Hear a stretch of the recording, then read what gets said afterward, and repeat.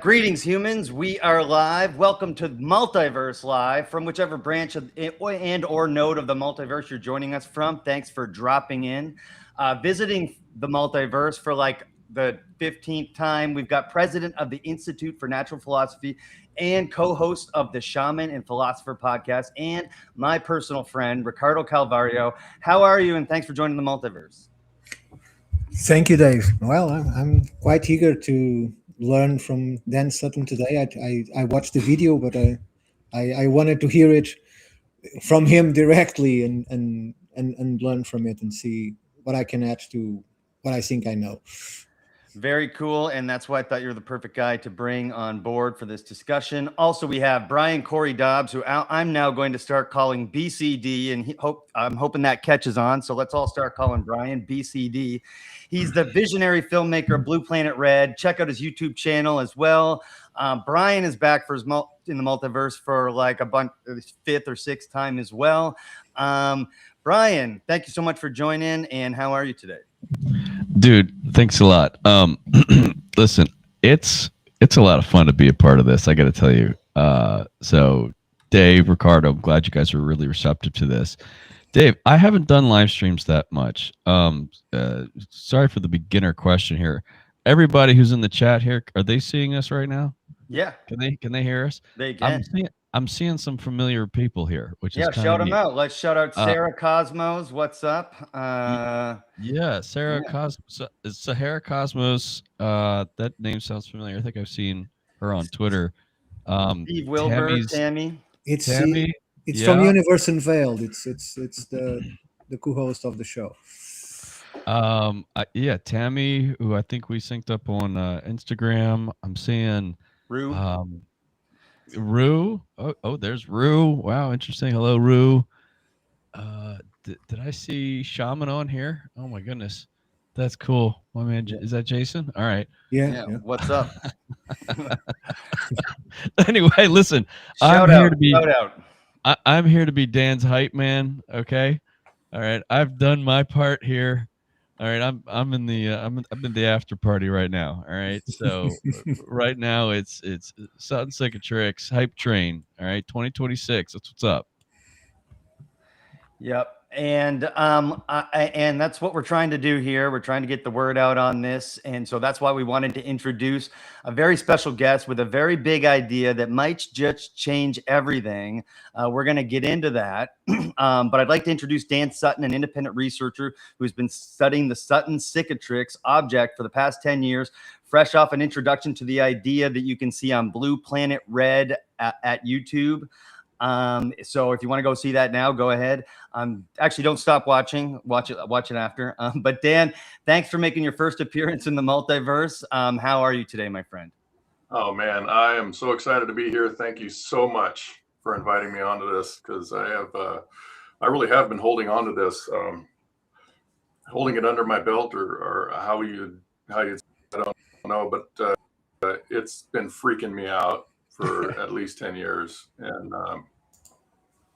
And for the past few years, I've been doing to bring it out there. Met Brian met BCD at Cosmic Summit. We were doing this thing about Mars, Valles Marineris, and Earth, and how there's similarities there. And Dan, let me interrupt you right here, because Dave, yeah. I need to do the first screen share. Okay. Go for it, Dan. Real quick. Okay. Yeah, let's do it.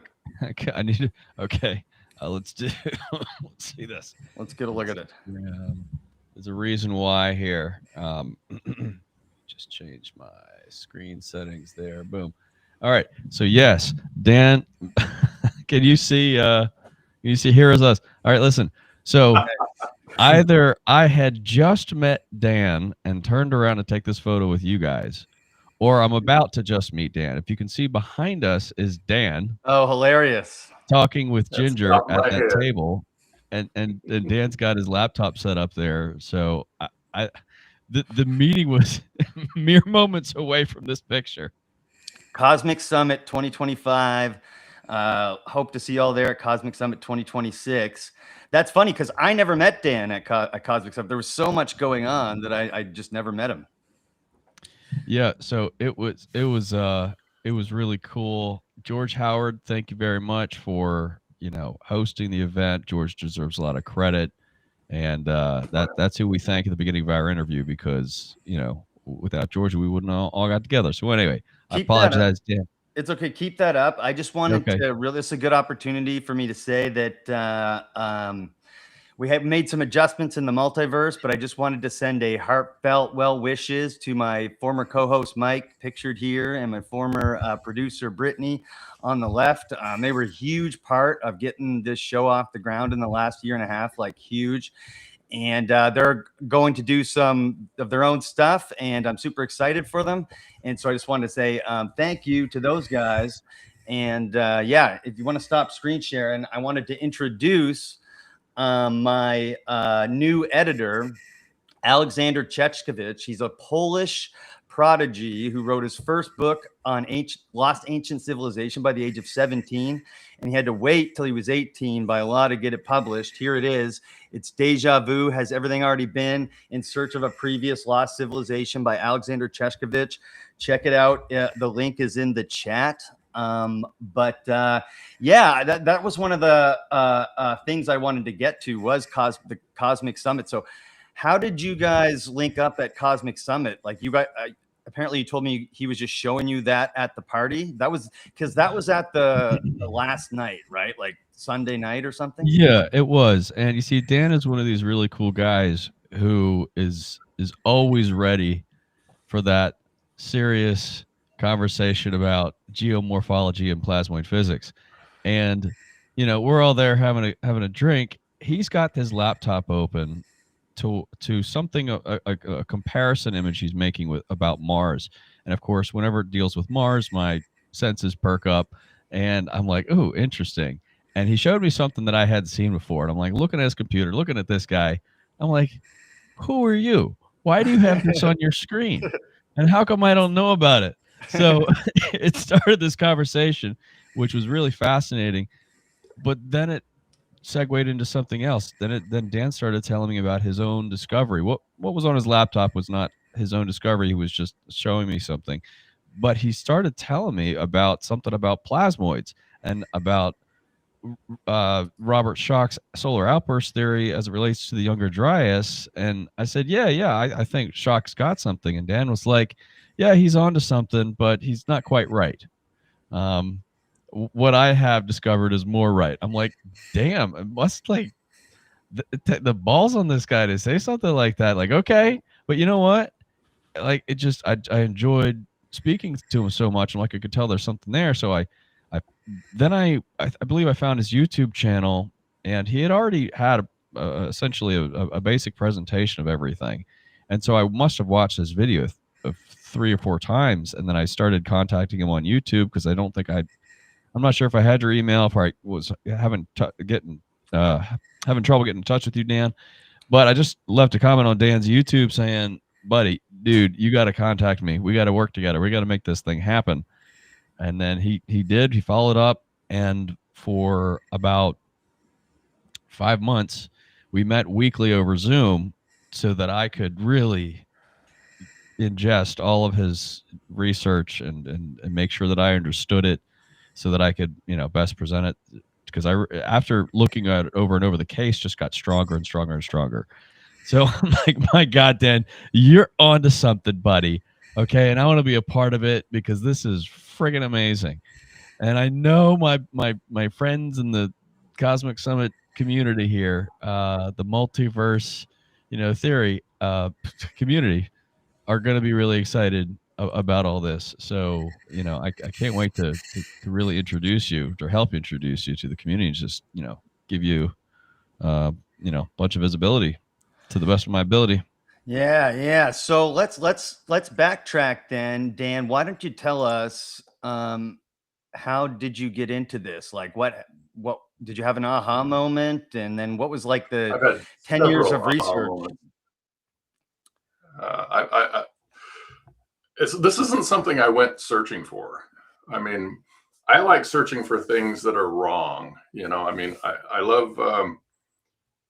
I love Google Earth. So I just spend way too much time on Google Earth to drive my wife crazy because I'd always doing something, and there's just so many formations out there that are just wrong, that mainstream science with their limited toolbox shows us that this is water and rain and wind erosion, and you look at it and it's like that doesn't look like water and rain and our typical what they call mass wasting. It just doesn't look like they could do something like this.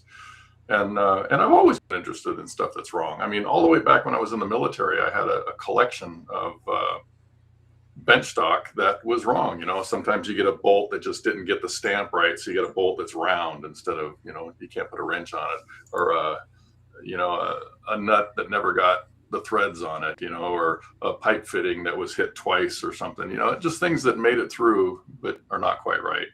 And so I've just been fascinated by just things that are not quite right.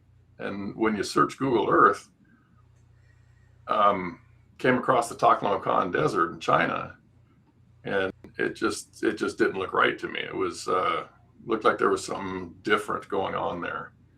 And the more and more I was trying to learn more about this kind of stuff, geology, and I've always been fascinated in all the sciences, and came across Michael Steinbacher, who's no longer with us, unfortunately. And he was talking about different ways of mountain building, and, with things like windward and leeward side of mountains, as if the winds created the mountains.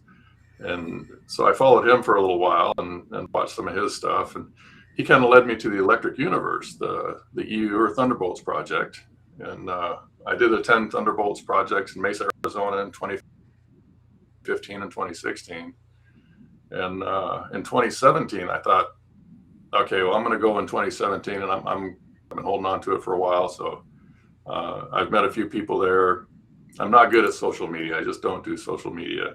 So I want to talk to somebody in person. In 2017, they had their the Electric Universe Summit during the eclipse. That great American eclipse where it went right across there. And I was kind of ticked off about that because I had to go see the eclipse. I mean, I believe in the electric sun theory. Wall Thornhill put out an electric sun theory, and I just think it's spot on. And so I had to go see this with my own eyes. And I did, and it was fantastic. Greatest adventure I ever had. But then in 2018, they didn't have one. In 2019, it was in Europe. And I thought, okay, I'm not going to go to Europe. And then 2020, it was in Portland, Oregon. I thought, hey, I can drive to that. That's awesome. And then, of course, you all know what happened in 2020. The whole world crashed. Yep. So, and that was the last one they never had. They really never recovered from it. So I never got to see these guys, you know, Wal Thornhill, who, and, you know, talk about getting breaks. I have had so many breaks in my life. Things have just laid themselves out in front of me. There was one of our buffets we had at the end of the Cosmic Summit, at the end of the Electric Universe Conference, last day. And we're all sitting at these big round tables in this big room. And I just happened to get seated right next to Wal Thornhill. And he is the main science. Actually now, a year ago, last February, passed away as well. And I'm very upset with him for passing away without me giving the chance to talk to him again. But we got a chance to sit and chat. And he really blew my mind on some stuff. And I'm kind of thinking I blew his mind on some stuff when I told him about some of the things I was working on. Things like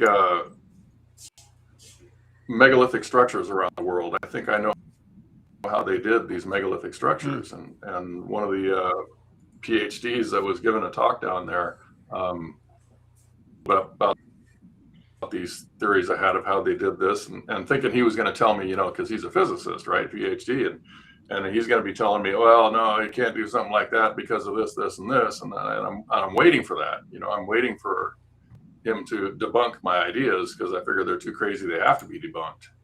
And instead, he cocked his head and says, "What are you doing later? How would you like to go out to lunch?" And he ended up taking me out to lunch and talking to me for several hours. Can I jump in here real quick? Dan, I just want to take one moment about this electric universe stuff. Ricardo, I know you're familiar with this field of study. Dave, I'm not sure how much you know about it. But I think this is an entire field of study that has so far been not just marginalized, but completely unknown to most people. And we have our standard understanding of the way the universe works, the way solar systems are formed, how stars function, etc., and black holes. We have our standard conventional explanations for these. However, the electric universe really presents an alternative understanding as to actually how these things work, suggesting that our universe is a much more electromagnetic in nature, and that the thing that we call gravity is really just essentially more like an electromagnetic force. It goes deep and deep into this research, and there's one group who has been around for quite a while who has done the most amount of video publishing on this, and that is the Thunderbolts Project on YouTube. And they have done a magnificent job explaining what the electric universe theory is all about and how we see some of these scars on our terrestrial planets in our solar system, these giant scars that were not created by meteor impacts. They were created more like by electrical discharge or plasma discharge, the kind of stuff that Robert Schoch talks about a lot for his Younger Dryas hypothesis, catastrophe. Okay, so when Dan says he went to the Thunderbolts conference, which used to be an annual conference just like Cosmic Summit, and he sits down and he speaks with Wal Thornhill.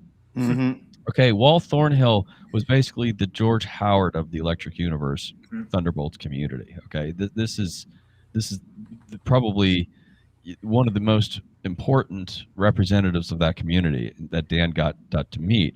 He was so interesting and talked a lot about the universe and suns and even Mars that I had at the top of my list him to include in my documentary Blue Planet Red.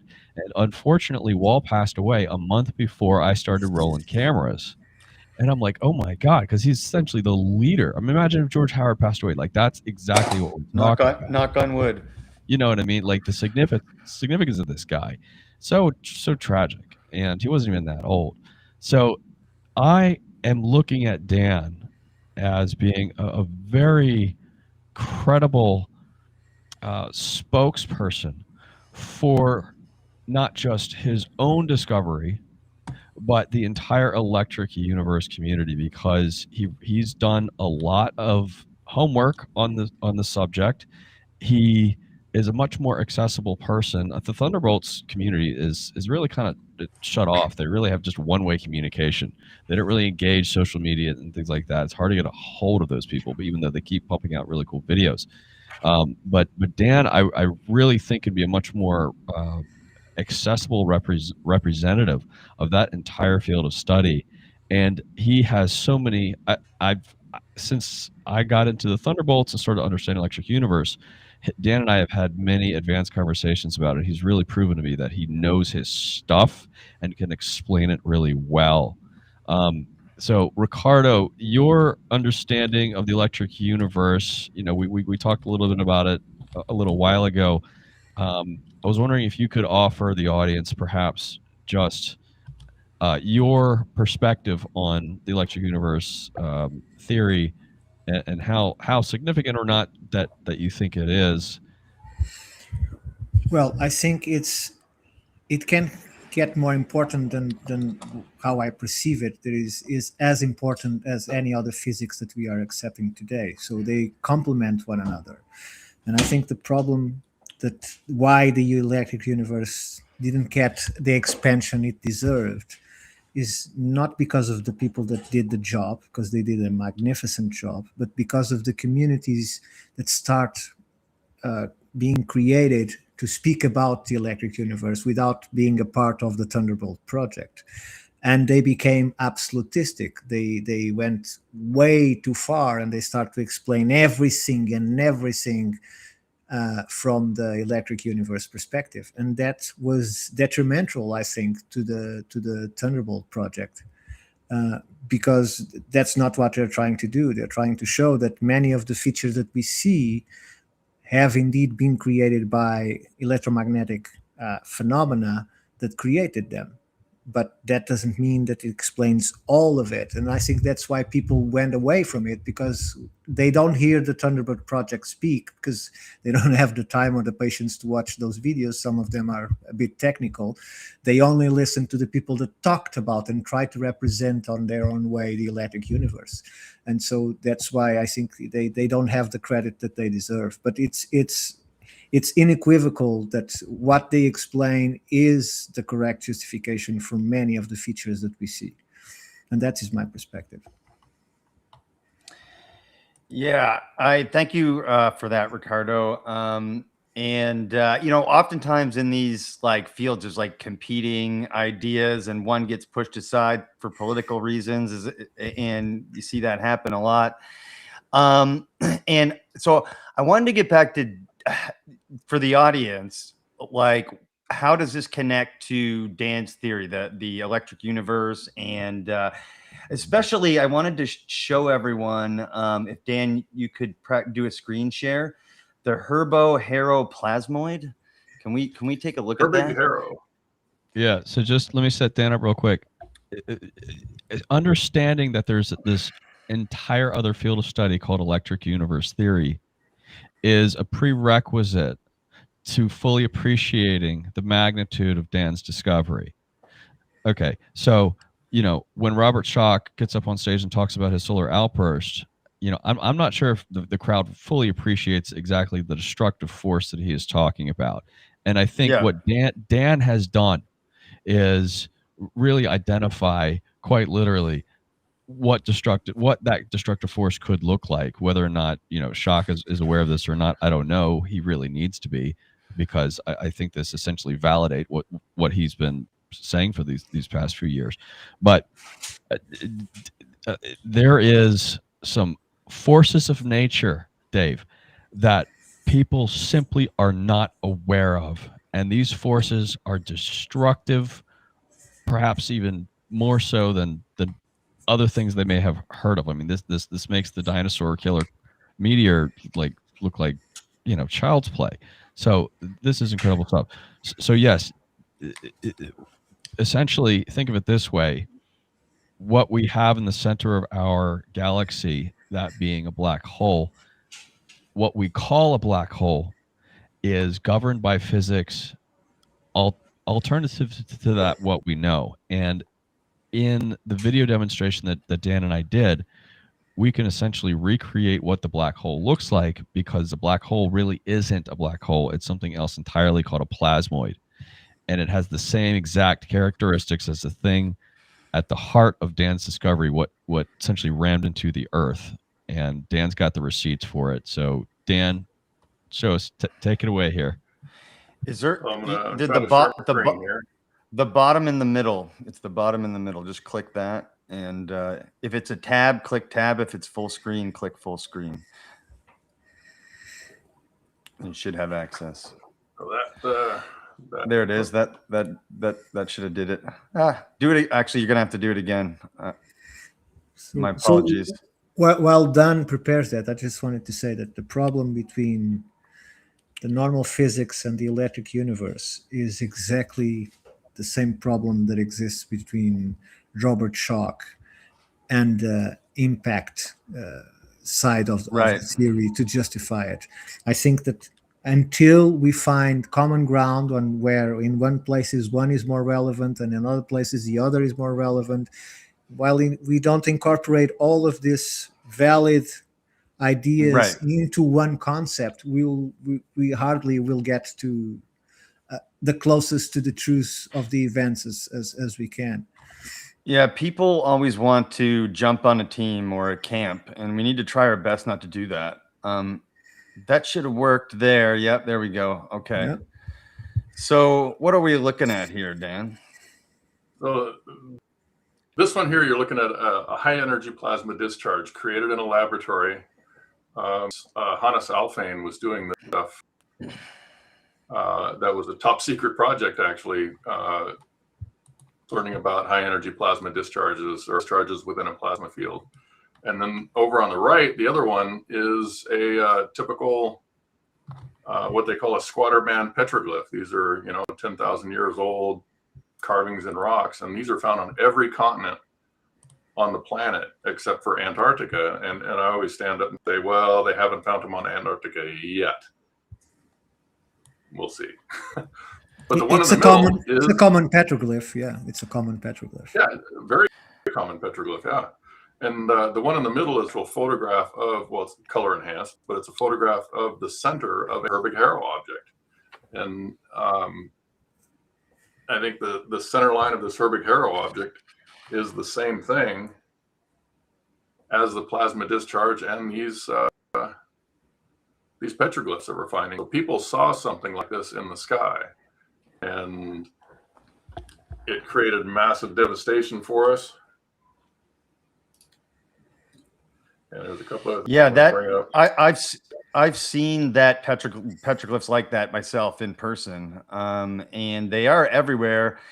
It's so weird that we see repeating patterns all over Earth, across space and time like that. It really starts bringing them together. But those look similar to me. I don't know about you, Ricardo. Yeah, it's very hard to imagine from what we know that these very common petroglyphs that appear globally are, everyone agrees, they are representation of something they've seen in the sky. Yeah. So you won't see academics saying what they saw in the sky, but they will say that this is some kind of astronomical phenomenon that they recorded on stone. Yeah. And if you could, are you working on sharing something else, Dan? Yeah, I'm trying to find this, but it keeps hiding itself from me. No worries. I'm just curious the process of like, quote, photographing this and then color enhancing it and all that stuff. Like, what exactly? On the left is exactly what it is. There's no alteration.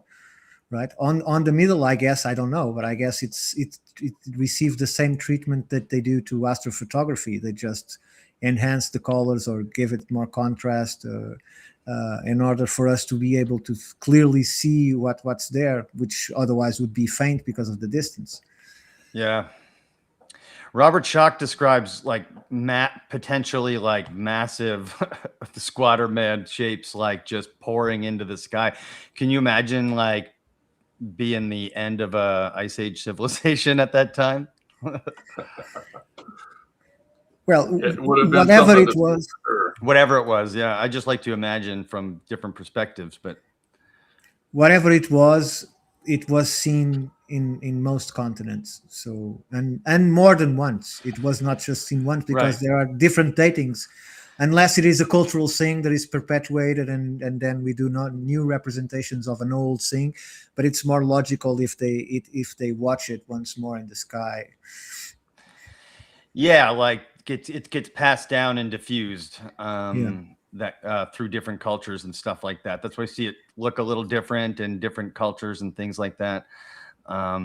So yeah, I'm excited to take a look at the actual site. But what we're talking about here, can I show? I have it pulled up. It's just basically what it did, what this plasmoid potentially did to the continent. Yeah, to our planet. Let's check it out.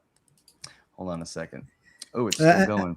And then, are you presenting a date for this event, or you just know that it happened? The fact that it happened, I have a lot of evidence to show, things that I have no conjecture over. It's just putting together evidence. When it happened, I believe it was during the Younger Dryas, because of the way the Younger Dryas pattern, or the Younger Dryas boundary, creates this beautiful teardrop shape. So if you can imagine it being flung out from the impact point of this plasmoid, Sutton cicatrix, then it stands to reason that this had something to do with the Younger Dryas boundary. And then there's also the fact that, well, not a fact, the megafauna extinction that happened all over the world, all at once. The megafauna, all over the entire planet became extinct. And I believe that happened because, and I'm going to go off the deep end, I don't want to lose people by saying this, but I believe the gravity on our planet was changed. I believe gravity is a dipole electric effect, just the way Walt Thornhill describes it.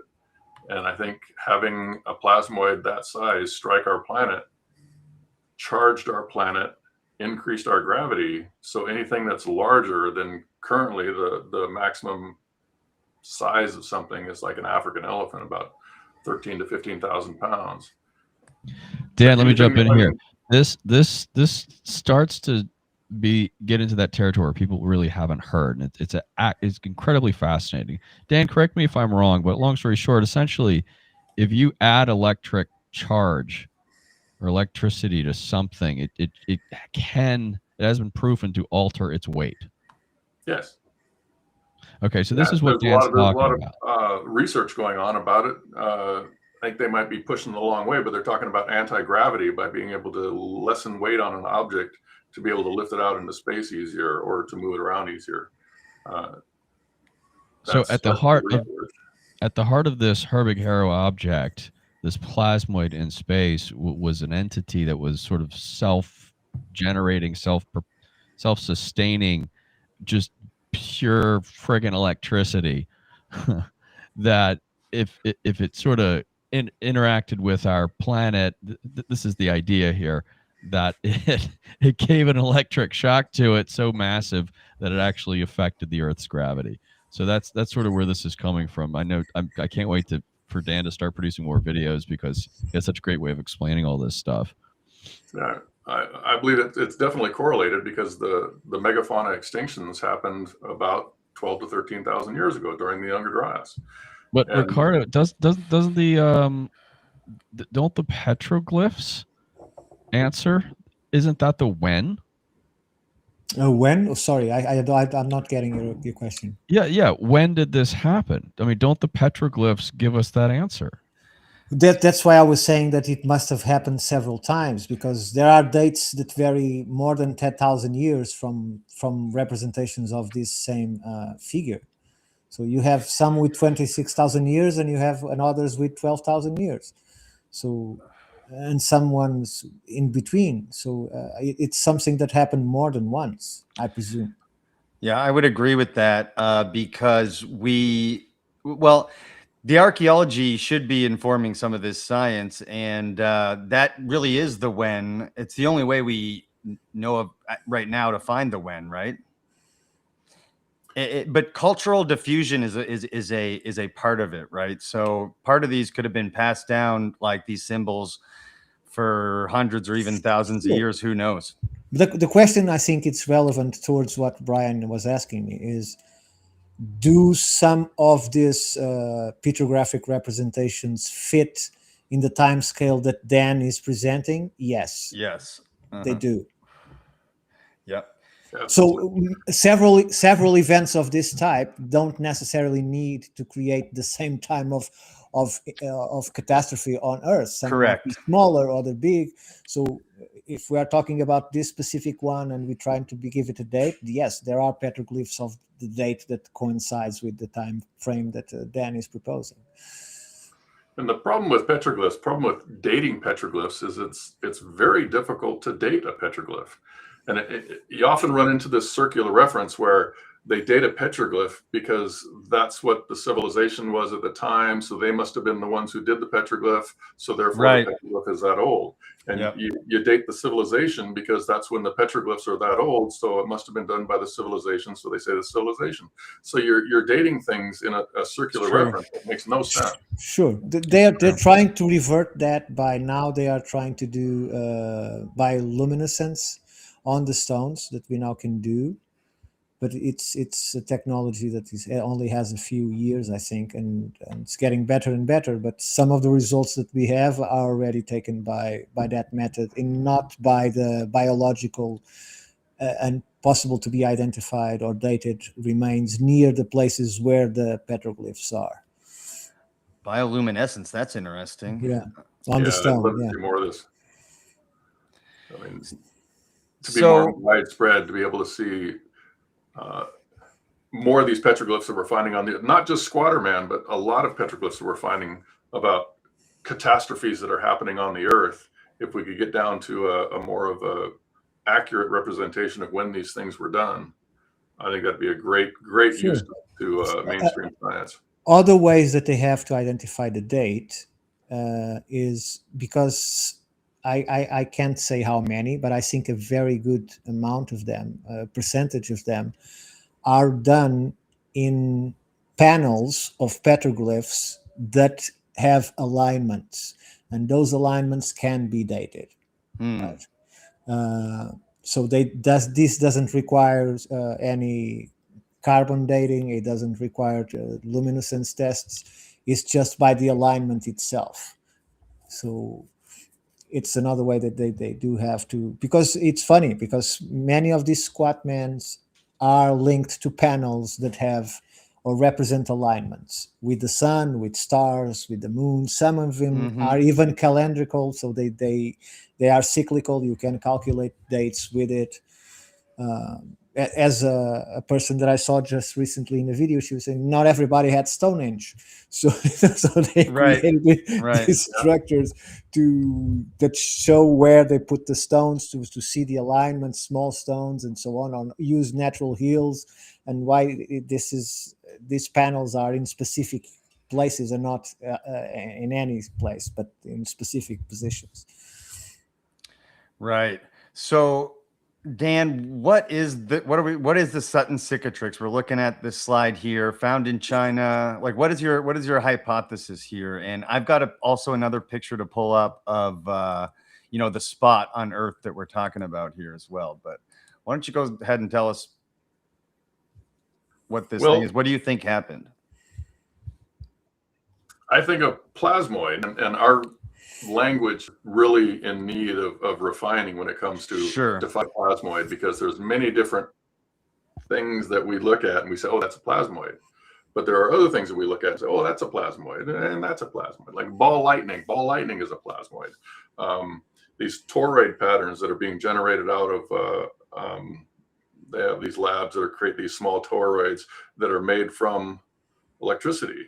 And they're saying that is a thyroid, or I'm sorry, that is a plasmoid, because it self-sustains itself. But this particular one that I have found is a double rotating two toroids that are counter rotating on each other, a disc in between, and then a rod that runs through the axis of them. And as this is, I believe, is the shape of a self-sustaining plasmoid. And unfortunately, I think all the money that they're spending trying to get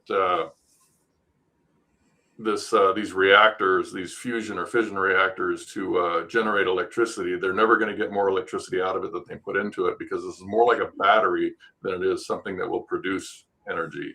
It will store the energy and then give it back to you, but they'll never be able to produce energy from this. I think the 0 point energy that people are looking for is they're never going to find it, because it doesn't exist. But this plasmoid could explain a lot of this. It can be a source where we can store or transfer power from one force to another. But it can hold a tremendous amount of energy. And as this thing is either created by the sun or came from outside of our solar system, however it was done, again, there's a couple different theories, but I don't really know. But when this thing came down and became close enough to the Earth to strike the Earth, it created its shape as it hit the Earth on the Earth. It created a scar, just like if you have a knife and you shove it into your skin, you're going to have a scar that's going to be in the same shape as that knife. This is the shape that creates the scar, and that comes right through the Taklamakan Desert, the Himalayan mountain range, the Tibetan Plateau. This whole region has been hit by this giant plasmoid and just kind of tore our world apart. And then now that we are seeing the image, since I watched the video, I wanting to ask you this. You use Google Earth. Have you ever added a KMZ file to see the magnetic of the area? Does that appear in the magnetics of the Earth? Because I see you talking about one was rotating one side and the other. So have you looked into the magnetics of that area of the world to see if there is any residue of this energy being placed there?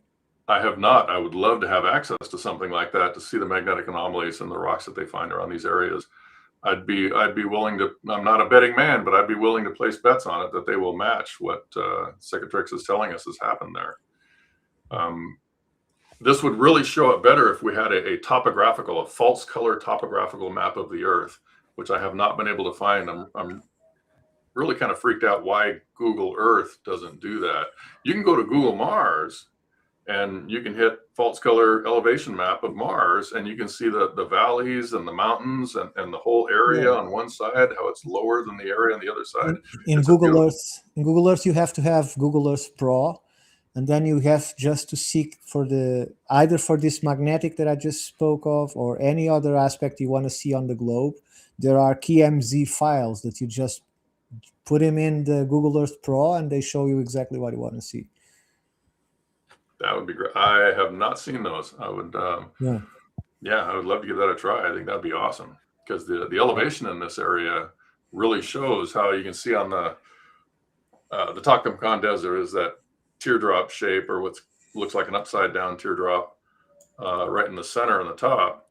On the left of that is the Tibetan Plateau. That whole area has been lifted up. And then the Himalayan mountain range as being the forward edge of this shockwave that brought up that whole area. And then on the other side of it, like where my wrist is, that whole area has been depressed down. And it's not just been depressed down, but it's been a lot of the stuff from the Tibetan Plateau has been picked up and slammed into the Earth. There was excuse me, a comment I heard on or read on Brian's video where he was talking about how there's oil fields found very shallow. Sorry, on the right side, or the north side, as we're looking at here on the right side of the Taklamakan Desert. And I thought, yeah, that makes perfect sense to me, because the massive amount of vegetation that would have been growing on the Earth at the time, anything that was on the Tibetan Plateau would have been picked up. Much of it would have been slammed down on the other side, pushed down even farther, and then buried with more of the stuff from the Tibetan Plateau. So that would have been a massive amount of vegetation pushed down into the earth right there. A lot of that stuff was thrown all the way out into space. Some of it was thrown to the other side of the planet. And if you follow that from the other side of the planet, creates a perfect teardrop shape, just like you would see if you threw something out. It's going to get farther away, or it's going to spread as it gets farther away from you. And it's going to be tight as it's closer to you. And that's the same shape that we find as the Younger Dryas boundary comes right from this area of this impact. And so a lot of the things I'm hearing really stand to reason, where people are saying, well, it couldn't be this because of this. Well, I think it can. I think they're just giving more credence to what this really is. And when you really understand it, if you dive into it and you really understand what creates, or not creates, but what drives these forces, then you can really see that image. I mean, it just lays itself out. Yeah, there's that experiment that Brian and I did. Brian set up a stir stick. What do you call those things where it's a coffee stirrer? And he stuck it down in some sugar and flung it over the earth, and you can see it landing over there just in the perfect area of the Younger Dryas boundary. So it, again, validated what I was talking about, gives more credence. And this kind of stuff, just putting these disassociated things together, makes me think that this happened during the Younger Dryas. So what you are extrapolating is that, are you putting it together with the impact idea, or are you saying that you don't need the impact idea because the energy of this event would be enough to start the melting of the ice and the changing of the climate and all this, and so on and so forth? Yes, that it does not need an impact theory. You don't need it. I mean, you're going to get a lot of impacts. You're going to get a lot of small impacts, because a lot of this stuff is being thrown out into space, and it's going to come down. It's going to impact the Earth somewhere. So there are going to be a lot of impacts, but they're not impacts from deep space. They're impacts from other part of the world where these things were thrown up and came down and impacted. So you're going to have much of the things that you're looking for, that you would look for in a very fast moving object that strikes the Earth. You're going to have shock quartz, you're going to have micro diamonds, you're going to have spherules. I think these things have been created through the massive amount of energy at the center of this thing, which is the burn mark that you can see of that looks like we haven't seen yet, but that looks just like the center part of Squatter Man. The high energy that's going to be there is going to create these things. It's going to create shock quartz. You're going to get that from all over, but it's also going to create the micro diamonds and the spherules that they look at, that defines this Younger Dryas boundary area. And having those thrown out from that area, I think that's what gives them a lot of these. It's not a bunch of different impacts, but it's coming from a single event, carried over and dropped off with many of these smaller impacts. Again, this is an image of a Herbig Harrow just laid across it, superimposed across the Earth there, and it shows the direction it came out, and how Herbig Harrow objects kind of give a sputter as they come out. It's not just a constant jet that comes out of the axis, but it's more of a sputter. And I think that happens because of the vibration that these things have. A counter-rotating torus has got to hold itself together, like Nikola Tesla said, through frequency and vibration. This is going to be pulsating from one side to the other as these toroids spin, and they go from the rod to the disc, and that's how it goes from vibrating from the rod to the disc through the toroids. That's how it holds itself together, and that's how it keeps itself together. That's why it's a self-sustaining object and allowed to just go around in space without dissipating itself until it comes into contact with something. So this would be the product of a solar eruption, an SME or a CME, or do you see it differently? A solar flare, perhaps.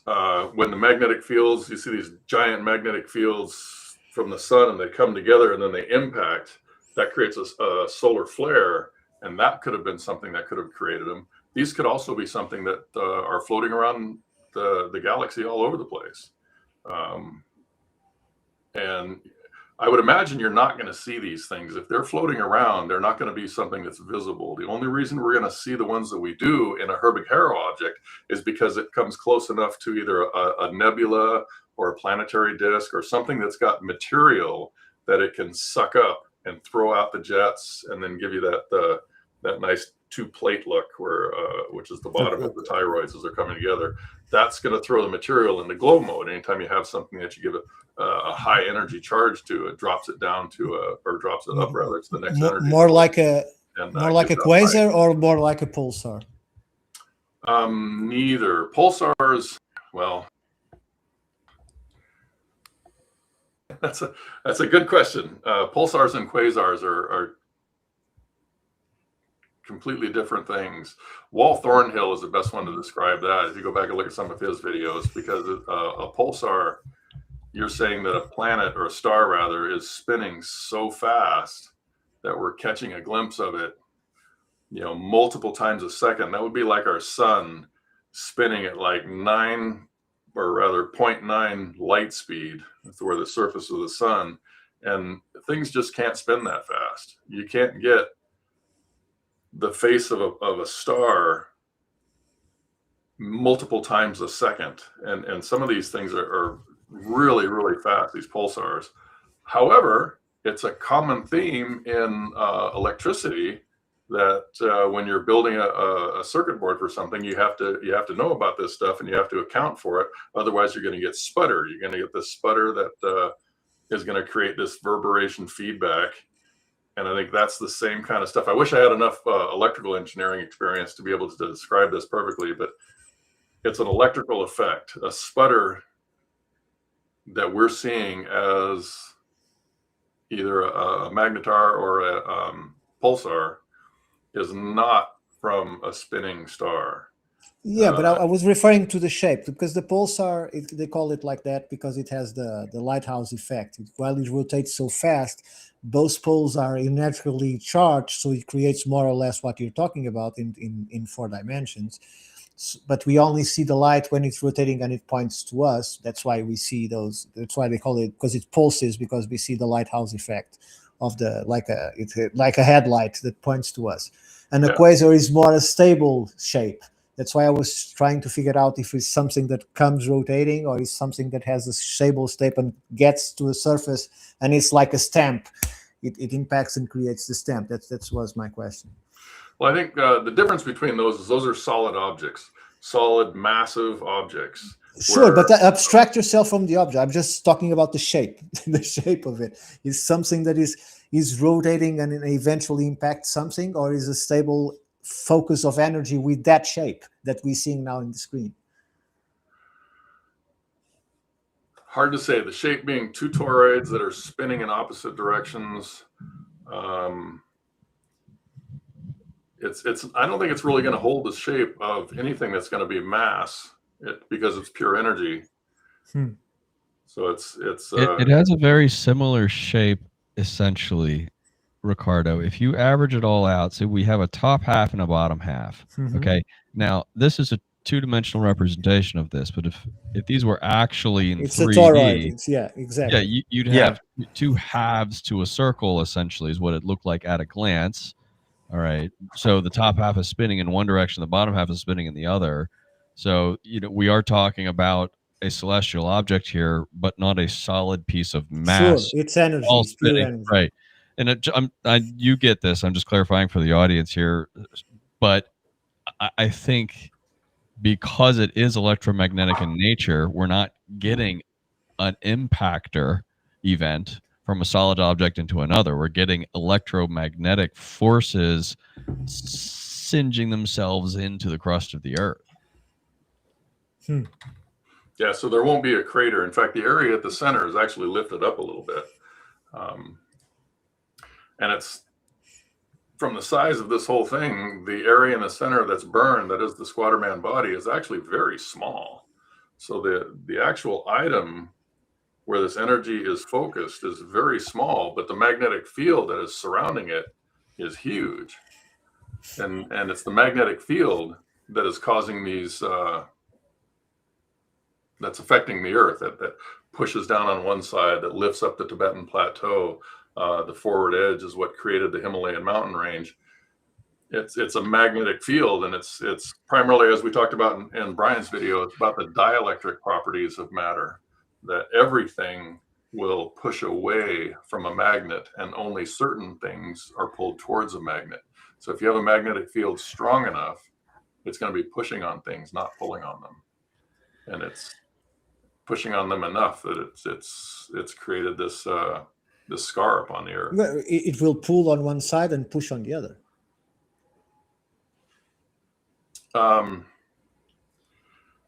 Not necessarily for a magnet itself. There's a video that Brian shows from, can't remember the guy's name, but a guy who has a video where he has floating on some water, a little piece of wood with, or floating on some styrofoam, a piece of wood, and he brings a very powerful neodymium magnet to it, holds it up next to it, and it pushes it away. So it's the diamagnetic properties of all matter that are repelled from magnetic fields.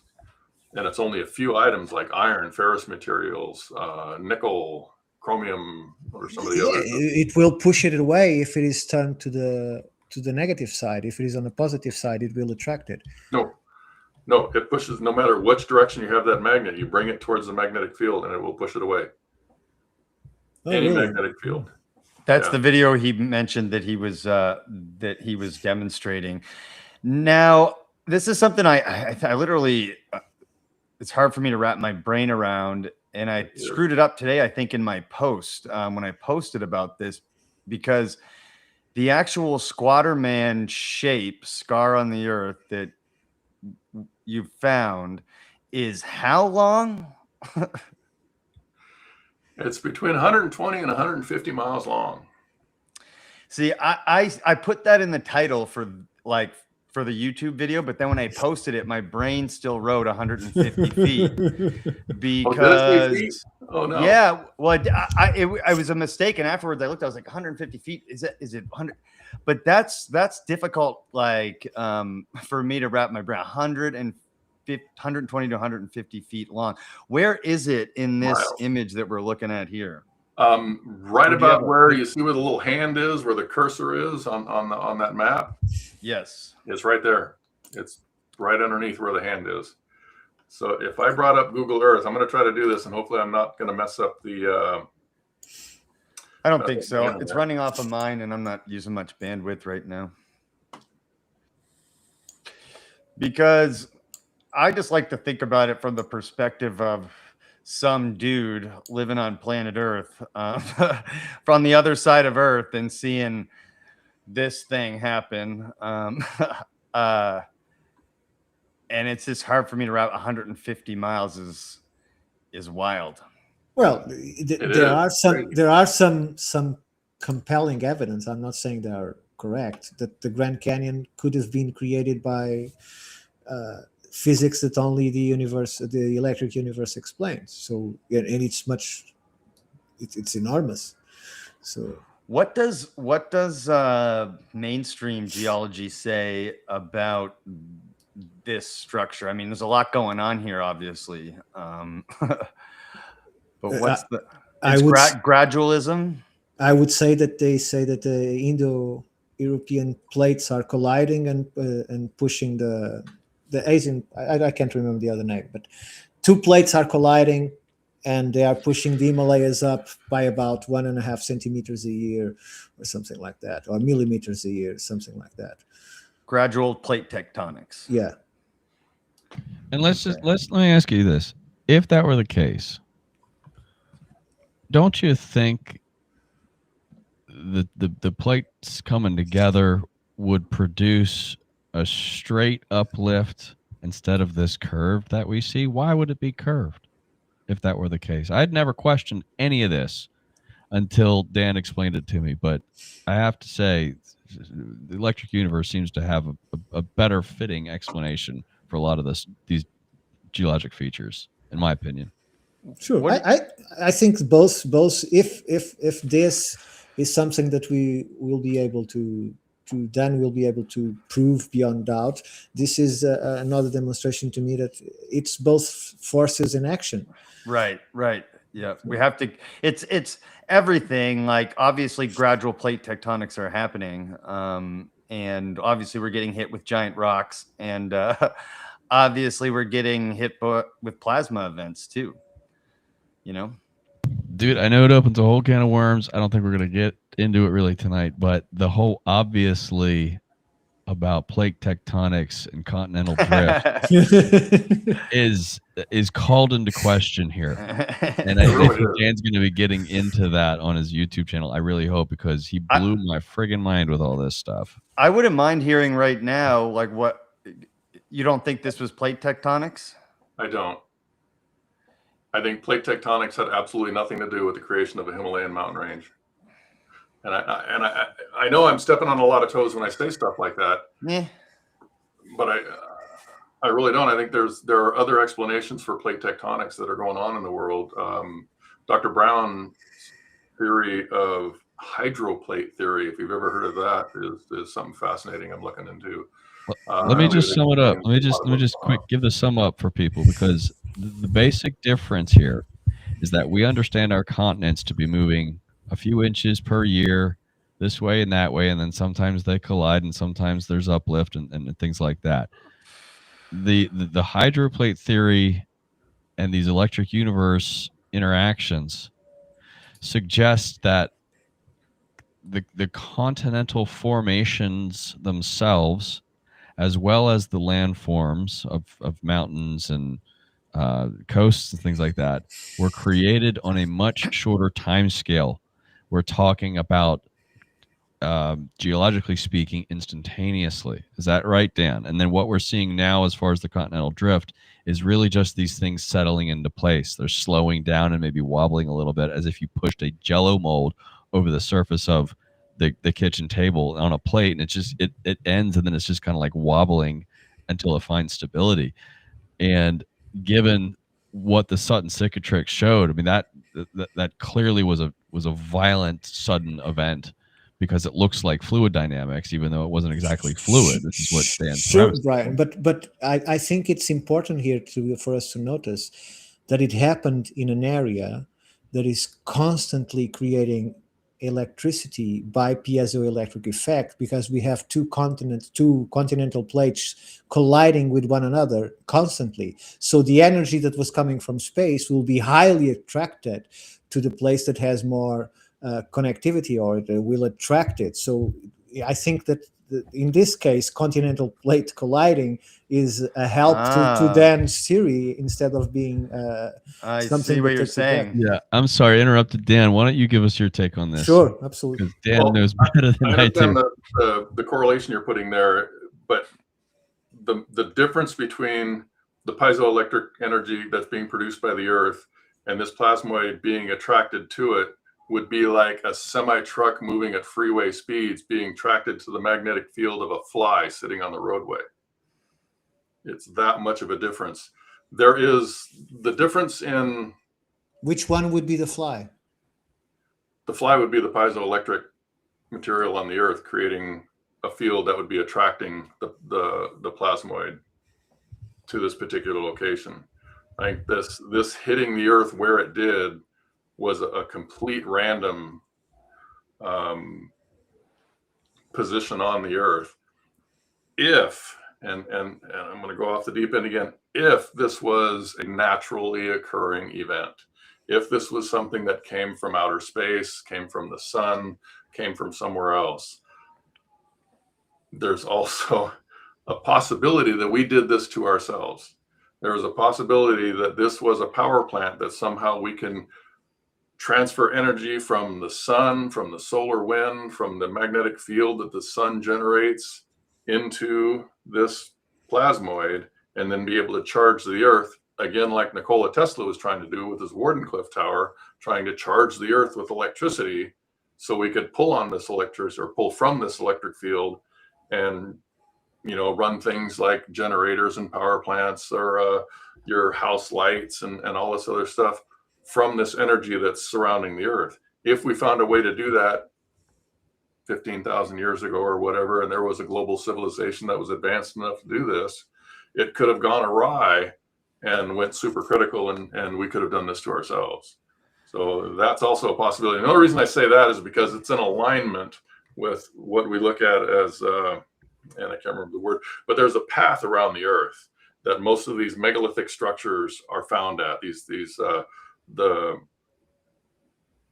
the pyramids of Egypt, the telluric lines. Is that what it's called?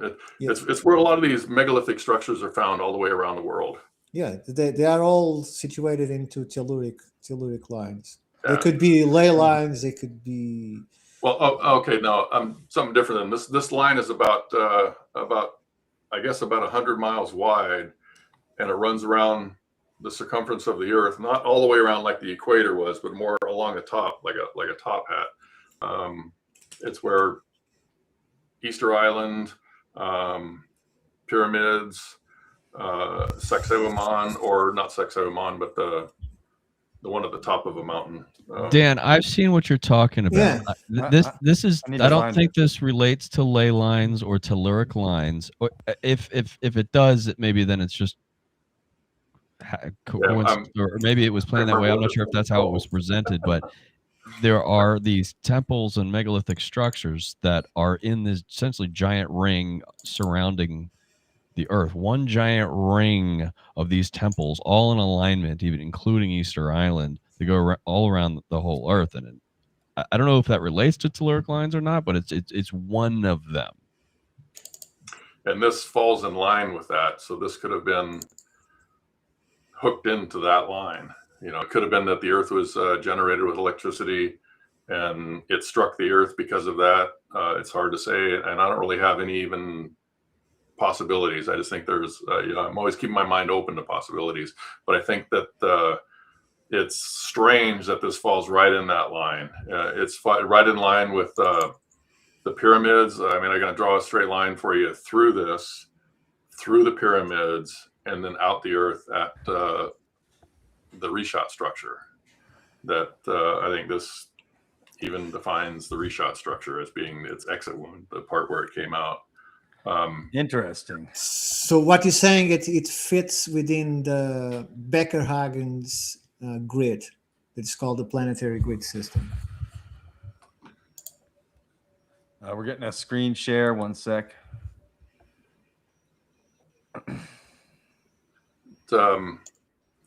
Yeah, unfortunately, I don't know enough about that one to say one way or the other.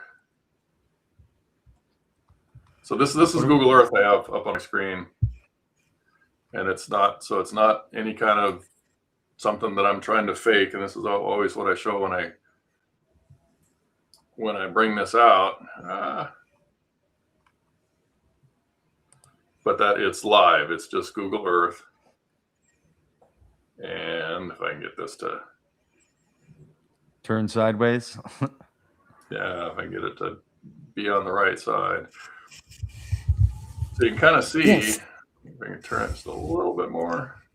It's curious because I have lots of KMZ files on telluric energies on my Google Earth Pro, and I have it open, and I find it very interesting that there are no massive lines. In fact, it's one of the places with less line. The lines have nodes specifically on two halves on the bottom and on the top, but in the middle there is almost no lines besides two that go aligned with that top feature that we see like a drop in there and go straight for the middle. That's But that makes sense because this area here would have been so completely overloaded with anything that they'd be too small to see on a global scale. But you can see the line that runs horizontally this way with mountain ranges going along this way. And then you go over here and it's valleys that come down. So this area here was uplifted. This area here was pushed down. And right through the middle is a valley that was pushed down. All rivers flow to here and go out to the North Sea. And just on the opposite side, all this is mountain ranges that have been lifted up. This whole area was lifted up, and this whole area was pushed down. So, and then the Taklamakan Desert, that things were ejected, material was ejected out from inside the Earth out through Taklamakan, burying the Middle East. I mean, burying this whole area up here. You can see, almost looks like the fluid dynamic patterns of this whole area being ejected out of the Taklamakan and dumped right here So if you know anything about arc blast patterns or the shock waves that are created with supersonic winds, the mountain ranges in this whole area have arc blast patterns. It's hard to find a mountain there that does not have them. And there's only a few places on the planet where these things are produced, and that's one of them where it's almost hard not to find them. So right where these things cross. Yeah. Sorry, do you know if there was a lot of water in here before what you calculate is the impact? I don't know. I would imagine not. I would imagine all ice. Ice. Because now that I'm looking from this perspective, it clearly looks like a dike broke on the north section and water flew and took a lot of debris into the other side. Because you see the curve of the Himalayas, and you see clearly there's a breach there from where I see a lot of water energy going through here, all this land, and creating all these features. If that was the case, if this was a breach created by water, you would have to have a waterfall 50,000 feet high. Well, I don't know. We can see. We can see if there is. No, I was just wondering. If this was ice, the energy would melt the ice, and the water would have to go somewhere. So I'm not trying to contradict you. I'm trying to get associations to what I'm seeing. Yeah. I hadn't thought about that this area might have been covered with ice at the time. I don't know how far the ice shelf came down during the ice ages. I think I can look that up quick. Because there's still a lot of lakes. If you notice, there's still a lot of lakes on one side or the other. We can see them on your image. So if I move that right up to the middle, to where you can see where the famous X marks the spot. And this was one of my big aha moments, was this line running across this way, and then the other line running straight down through it.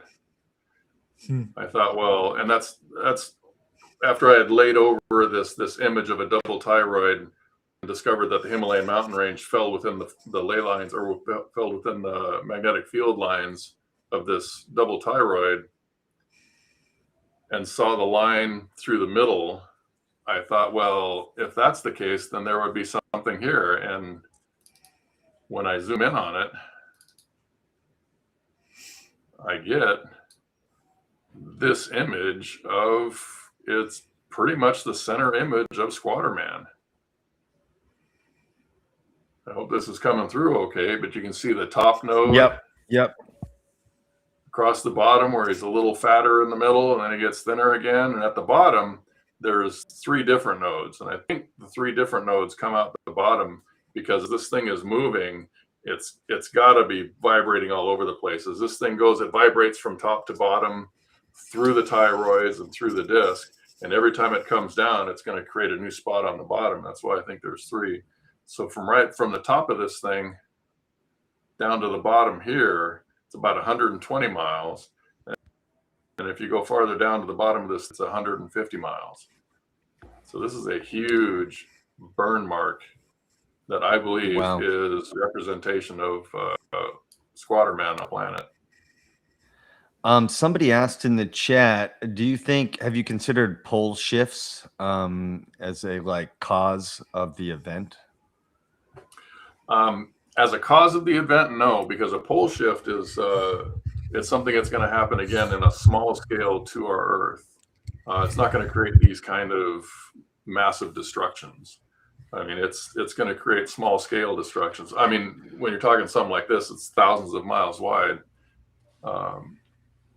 Right. So it's it definitely could have created a pole shift. It definitely could have messed up the magnetic field on the planet for a while. I do believe this increased the gravity on the planet, which stands to reason why these all the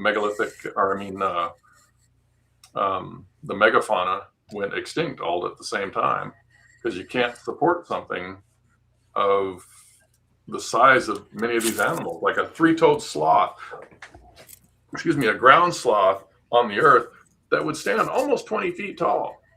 I think as he's sitting or standing up, he's like 15 feet tall.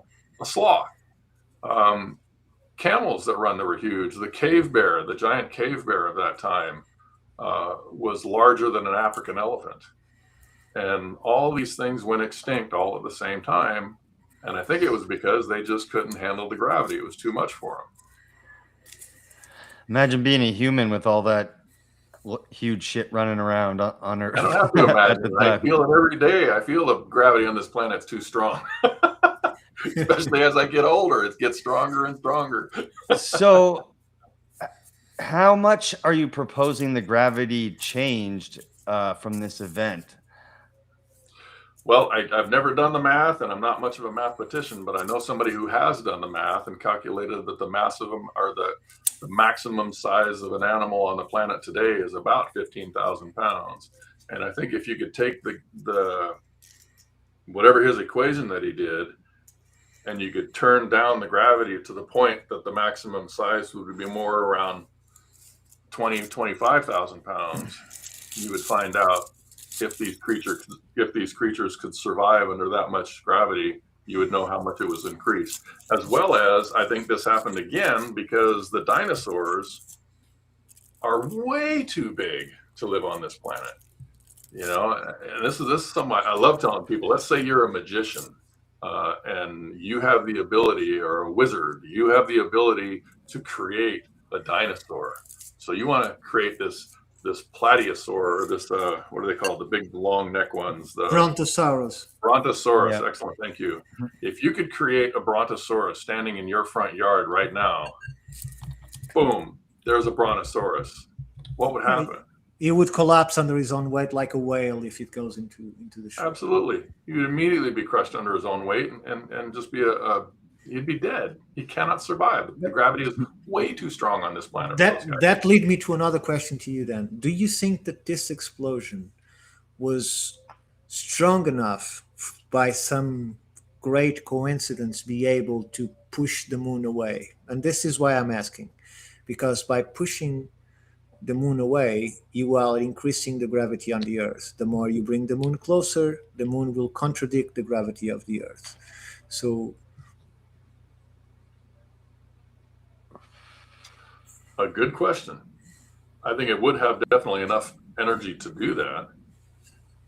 I mean, if you consider electromagnetic energy, and this is not something I've invented, not something that I'm taking against what's already known out there, but electromagnetism is 20,000 orders of magnitude more powerful than gravity. Gravity is a weak force.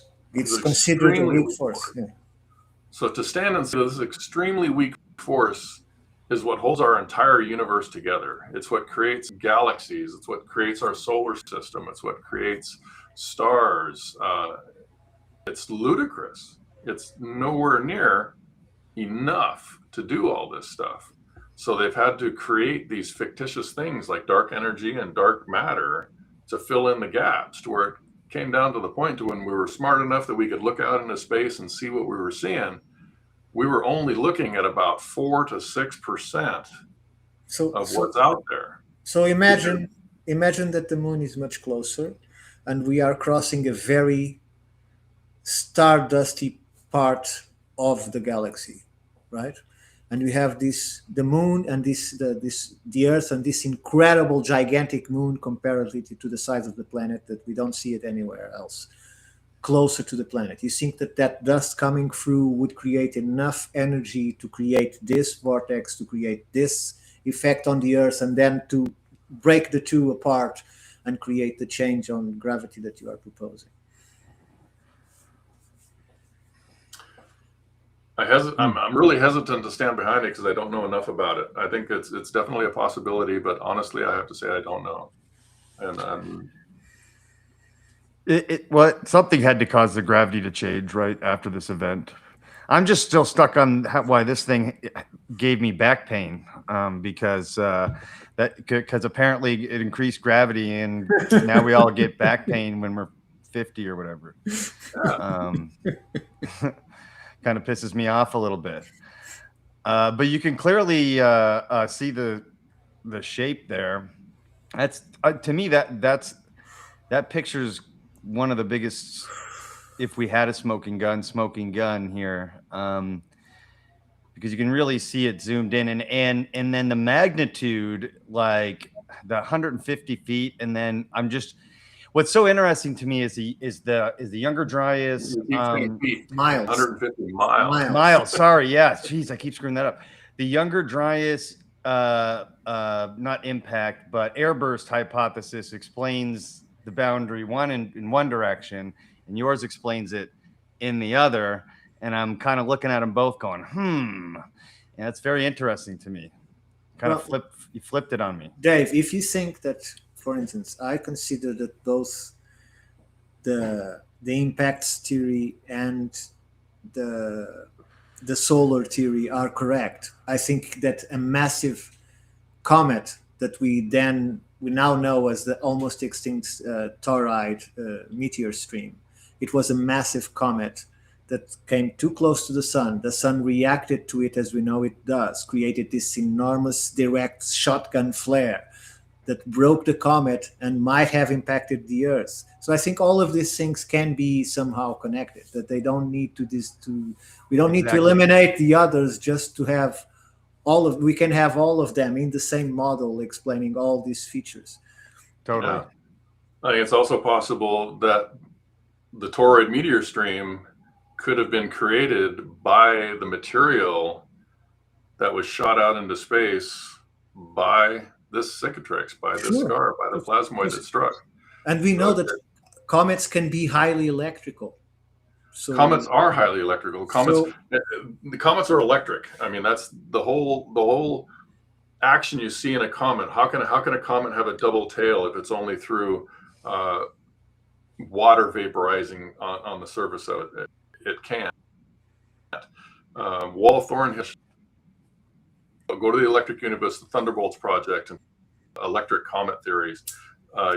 What a comet is doing through electromagnetic, not through, this whole dirty snowball has been proven wrong because we've flown around comets now. We're looking at comets. We landed on a comet, and they're still saying it's a dirty snowball, and you're looking at it, you're standing on it, you're landing on it, you're collecting material from it. It's not a dirty snowball. In fact, it doesn't have that much water on it. It's got a lot of dust and rubble and rocks and nice. They still call it a dirty snowball. I think these guys need to stop doing that because they're giving us a disservice by teaching us things that they know are wrong. We have to stop teaching in our schools things that we've already have been disproven. They've got to update things. I mean, we're learning stuff all the time. How can we continue to improve ourselves and learn if we're going to continue to go back to what we know to be wrong and teach that as fact? It's not even taught as theory. It's taught as fact. This is what it's taught. And if you answer their questions on their tests that show what we know now to be true, you're going to get those questions wrong because that's not what they're teaching in schools. It's a disservice to our society as a whole. Yeah. I don't mean to stand on my soapbox, but it kind of torques me that they're doing that. In too many aspects of our history and science, unfortunately. Yeah. Sometimes I just think the evolution of the institutions on a social level take longer than the information. So think about it like get somebody making a discovery on YouTube, putting it out there, everyone going, oh, wow. And then people start doing studies on it. But the textbooks don't get rewritten for 10, 15 years. You know what I mean? If they're lucky. If at all. Yeah. They're lucky, yeah. But here, Dan, I think you have a great shot if you focus on the magnetics imprinted into the land itself. I think if you find that there, we might not be there, it might have dissipated, but if it is there, then you have a huge confirmation towards your idea of what happened in that area of the planet. How do we do that? Oh, it's very simple. You just look for detailed you explained it. Magnetic maps. There's a site? There's a satellite that has done that for the whole Earth, so it won't be hard to find. Interesting. I have it on my Google Earth. I just don't know if it'll be accurate enough to specify it in small areas instead of just a gigantic area. You see. I think it's something that deserves like to be looked into. But there'll be studies about that. As part of this project. What do you think, Brian? Magnetic studies about that. Are we, sorry, I was looking for images. Are we talking about textbooks? No, I'm sorry. We were just talking about what were we talking about? I was saying that one of the ways to confirm what Dan Sutton is saying is looking at the magnetics that is still in the rock in this area, because it might have dissipated, but if it didn't, then the real scar will be in the magnetics imprinted into the rocks of this huge area of the planet. Yeah, that might be the next step. Just because I want to. Do you mind if we just take one more minute here? I want to. I'm bringing up a couple of a side-by-side comparison. Okay. I think this will help for anyone who's still confused as to the magnitude of the electric universe theory and how it explains what we see in our sky differently than our conventional explanations for them, or the most well accepted explanations for them. Let me just, if I can share my screen. What's this? Screen 1? Nope. Screen 2. Yep. Here we go. Okay, you guys see Interstellar, right? No, we're not sharing. At least I'm not seeing. It's coming. Okay. It's my favorite movie. Yeah, Interstellar, Chris Nolan, right? We this is what we saw. It's what Matthew McConaughey flew up into. Okay. Now this is an artist's illustration of what a black hole is. Okay. Now at a glance, doesn't it look real similar to what we're seeing over here with from our a different Pharaoh? angle? Yeah, from a different angle. What we see here, this rectangle is a standard bar magnet you use in high school science class. Okay, and we put a flashlight underneath, and separating the two is this glass plate with some ferro fluid in it, some crazy witch's brew concoction Dan came up with some WD-40 and some crazy other stuff. It was really cool. But what we see here, this is the representation of the magnetic field of this simple bar magnet. Now, I'll be damned if there isn't just an at a glance similarity to what we see over here with this black hole. I mean, what do we see? We see this circle, and the orange, I think, is more or less just a coincidence, but it does help demonstrate the point. And then we see this disk here. Again, this is two-dimensional representation here. So these lines sticking out the side, they're not lines, it's a disk. I would say it's a top view of the other that is on the side. Over here? Yeah, that's no. Okay. If you circled above it, it would be. Let me explain this. What we're seeing here in this artist illustration is what they think a black hole looks like. Okay. And what they say it looks like, due to what they call gravitational lensing, is that this accretion disk that runs here in front of it, okay, is warped because of the gravitational lensing. So this is not a separate plane of visual light lines. Okay. This is the back accretion disk being folded up. Okay. Okay. And I see what you're saying. Folded down. You see how it's all warped here? It folded down because of the gravitational lensing effect. All right. Now here's the thing. They imaged the center of our galaxy, the Milky Way, and the stars orbiting around the central black hole. Okay? And when these stars that orbit around the center of the black hole that is in the center of our galaxy, their light is not subjected to any gravitational lensing.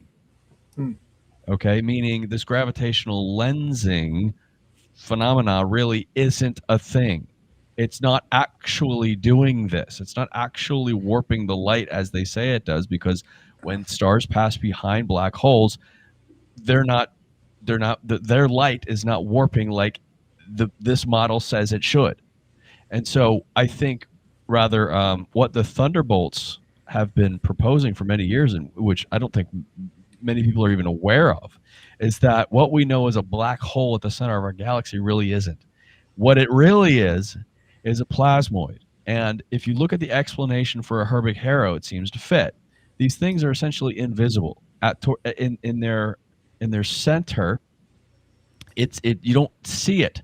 All you actually see is the top and bottom halves of these toroids only when they're interacting with matter. Essentially, they're invisible. Sure. Okay. We only see the event horizon of it. Right. So the plasmoid model really already explains what a black hole is. Dan, why don't you take over from here? We need to set people up, because this whole visual illustration here. Look at, we created a little black hole here in my living room. It's a that one on the magnetic left. field. That's an actual picture that Brian took with his camera of something that we did in his living room. There's no special effects there. That's the actual image that we created. It's just a magnetic field. It is beautiful. It is. That's so cool. And they have, so this Sagittarius A star is what he's talking about, what they've called the black hole at the center of our galaxy. And we've been able to, there are several films out there you can see actual images that they took of this center of the galaxy, where there are stars orbiting around this thing. And they thought, oh, this is great. In fact, a guy won some big prize. I can't remember, it wasn't like a Nobel Prize, but it was some big prize that he won for putting all these images together over the course of about 20 years to show the patterns that these stars would have. But when they get down to the center of this thing and they whip around the center, they would expect gravitational lensing. And it wasn't for quite a few years after he got this prize that somebody says, hey, wait a minute, why aren't we seeing gravitational lensing? Because we have all this information about black holes that it's going to bend the light.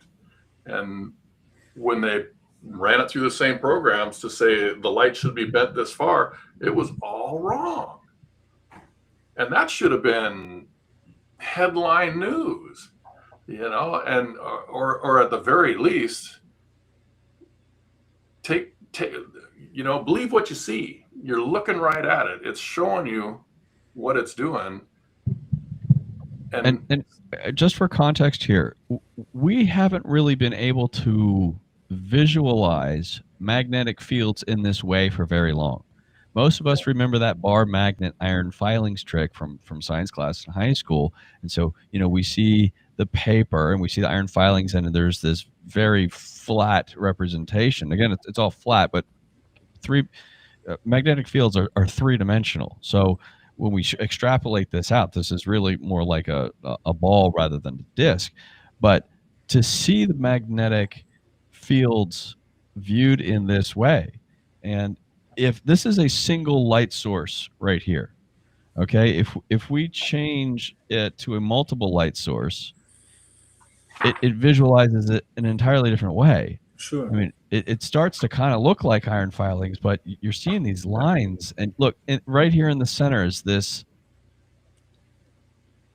perfectly straight line, the block domain wall. I mean, that is our line running up through Russia and here, and then running down through, was it India here, or down through Mongolia? India and Australia, yeah. Right. So the fact is, we just simply haven't been able to view magnetic fields like this for very long. And I'm just, Dan and I just get done filming this, and I load it onto the computer. I'm like, why does that looks like that black hole, that damn black hole from Interstellar that they had spent so many months rendering because of the complicated physics involved and Kip Thorne's equations. I'm like, dude, you could have just done it with the optical effect with a bar magnet and saved yourself $1 million. Wow. Yeah, and to actually see this thing happening in front of you, it's just a mind blow. It really does blow your mind to see this image manifest itself. So you're looking right at it. And because we have two eyes, we see in 3 dimensions, we have 2 eyes. And when you're looking at this thing, you actually look down into it. You're not just looking right on the flat surface. So you really get that special effect image of a 3-dimensional image. It looks like 3D, like you can view, like if you see a 3D movie now, it looks like there's depth into the screen. There's depth into the glass. Because each one of our eyes is viewing at it from a little bit of a different angle, and our brain interprets it. And so it's a easy experiment to do on your own. It takes a little bit of doing, and it actually took me a couple of times to get the formula right. But how do you do it? It's WD-40 and ferrofluid, and you put it between two pieces of glass. I mean, I've got the thing up here on my shelf still. See, Dan, you can't just throw up. No one knows what the hell ferrofluid is. You see why I had to spend 5 months with this guy understanding just what the hell it is he's talking about? Yeah, ferrofluid, it's basically just like it sounds. Ferrous is iron, and this is a fluid, so it's iron, but it's in the form of a fluid. So a magnetic response to it. You ever seen these things? It's blacker than black. It's very black stuff. And I tell you, you got to wear gloves every time you use it. Get one drop on you, it'd be enough to turn everything you touch black for days. So, but it's you ever seen these things where they hold a magnet underneath it and it comes out in all these little spiky? Yes. Yeah, that's ferrofluid. That's the ferrofluid that does that. So you got to buy this stuff and put it between a couple sheets of glass with the right mixture of WD-40, and you got to leave it alone, let it sit for a while and spread out. And there it is. Yeah, that's what we did. Okay, Dan and I went to a discount store. We bought 2 picture frames, right? Because we wanted the glass. Dan smuggled out his LED lights and a few iron filings, canisters, and some crazy ferrofluid. You know, we had conversation like, are they going to let the security going to let them on the plane with this stuff? There's an interesting story I haven't told you about yet, Brian. On my way home, my suitcase was randomly selected for searching. So when I got home, I'm like, I got these little zip ties I put on my zippers for my suitcase, just to keep it locked in. I got home and like, I don't have the zip ties on. It's like somebody opened my bag, and I zipped open my bag and it's all disheveled in there. And there's a piece of paper. It says, your bag has been randomly selected for searching. And we had to go through your bag and basically told me all the rules. It looks like a nuclear reactor. You have to read, right? I told Dan their X-rays, and it probably just came up with all kinds of crazy stuff. So magnets in there, ferrofluid, this iron filings, tubes of iron filings. Yeah. I told Dan when he travels, I said, dress up nice, and in case they ask, just tell him you're a science teacher. These are your science experiments, right? Yeah. So Dan brings out these materials, and we sort of have to assemble the rest of it here to get these. We needed 2 large glass plates so that this black fluid that you see here on one of them. Okay, so we took the glass off of this frame, right, Dan? And then we stuck it. So there's 2 pieces of glass here within this frame. Okay, and then between the 2 pieces of glass is this mixture of ferrofluid and WD-40, which takes a few minutes to actually spread out. We found some random DIY website that says, hey, if you want to make one of these, if you're one of the few geeks on the planet who wants to make one of these, well, here's how you do it. And, Dan had the patience enough to learn how to. I think I found a link. Maybe he found a link or something. I'm like, Dan, see if you can do this, because this is going to be really instrumental in helping to explain this. I didn't want to have to just rely on just one image from a research paper. I wanted to be able to prove this ourselves. And so with the ring of LED lights, it makes, all those lines like the ones what we saw. But we then elevated this frame 6 inches and stuck a really small flashlight underneath just so we could have a single light source, so it rendered these magnetic fields differently depending on which lighting source that we had. It took us a few hours.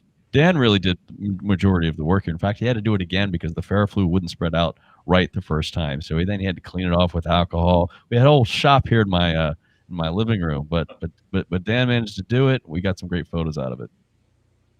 Yeah, we used some pretty high-tech things to elevate it up. I think it was some glasses out of your cabinet, wasn't it? Drinking glasses. I know, it's total DIY.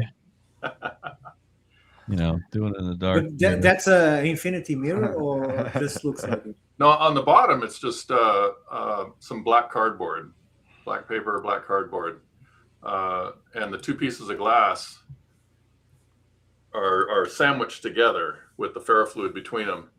And as you put a magnetic field on it, as the magnetic field interacts with the ferrofluid between the glass, it allows light through only in certain areas that reveals the magnetic fields. And it's quite a fascinating experience to look at this, to be moving this around on the glass, and it doesn't last for long, because actually every time you're doing it, you're burning it into it a little bit, and so it doesn't last really very long.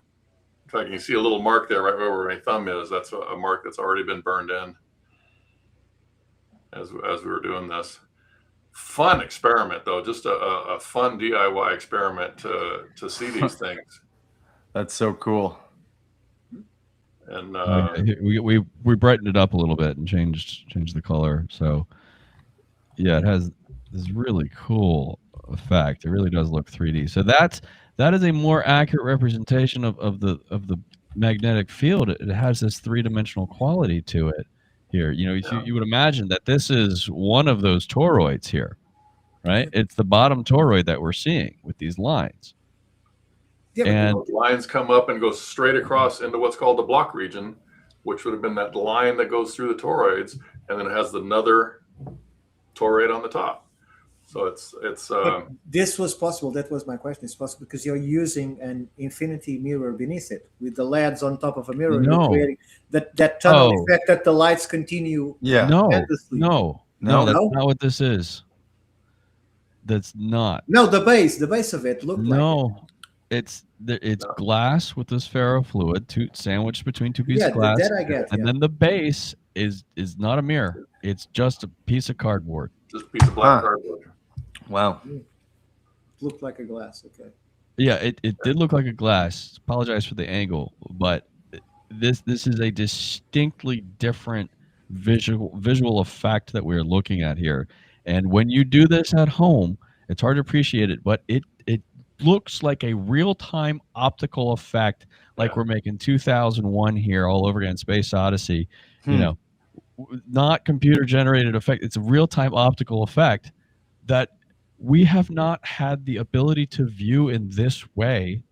I mean, even engineers and scientists, there's probably a generation of them who haven't even seen something like this. Yeah. So if they're not even familiar that a magnetic field appears this way, presents this way, and their whole understanding is with the iron filings, like if you just look at the comparison, the side by side that we just had up, it just seems to be a no-brainer. Like to say that it's unreasonable to consider now that the magnetic field matches precisely with the black hole illustration, to say that's unreasonable, I think is ridiculous. I think we very much have to seriously consider that our whole understanding of black hole physics and solar system physics and galaxy physics is entirely different from what we've understood up until this point.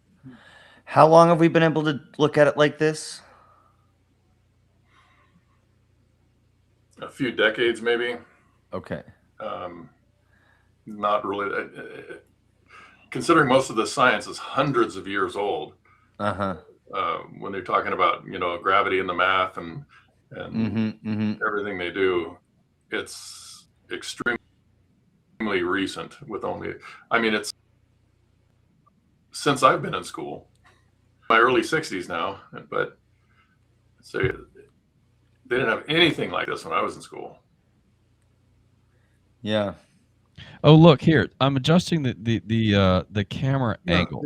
The exact same image now. And you can see, depending on the camera angle, it's distorting the formation here. It's top heavy. It's bottom. Oh wow.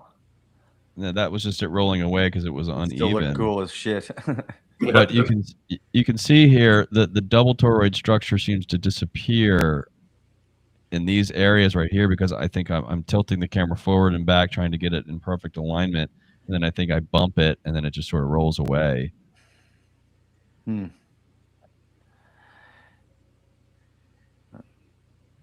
need to put out instructions. You need to put out instructions on how to do this at home and have people recreate. Well, there's a couple of videos. There's quite a few YouTube videos. You got to search through them to find a good one. No, Brian needs to create this and sell it. The problem with that is they only last a short period of time. This would be a great experiment. That's a business opportunity. Refills. Oh, yeah, ferrofluid is not something you want to be giving to kids, though. Well, Brian had me at Interstellar, but Ricardo, what do you think about the comparison to the black hole there in the electric universe? Well, especially as it is now, it looks enormously as the other image that we saw from Interstellar. Yeah. But and it shows us that it matches at least with what we think it should represent. But I agree with Brian. I don't think that everything is a black hole. That some of them are exactly as he's describing. Yeah, wild stuff. Yeah, I think we stuck a different size magnet on it on this one, and so it's just rendering a little bit differently. It was a longer magnet, yeah. Yeah. Could it be possible to put this information into an AI system that can reproduce this without the ferrofluid? I suppose so. Because you have so many angles that AI now can watch videos. So if you explain what he's seeing, I think he would be able to replicate it through different angles.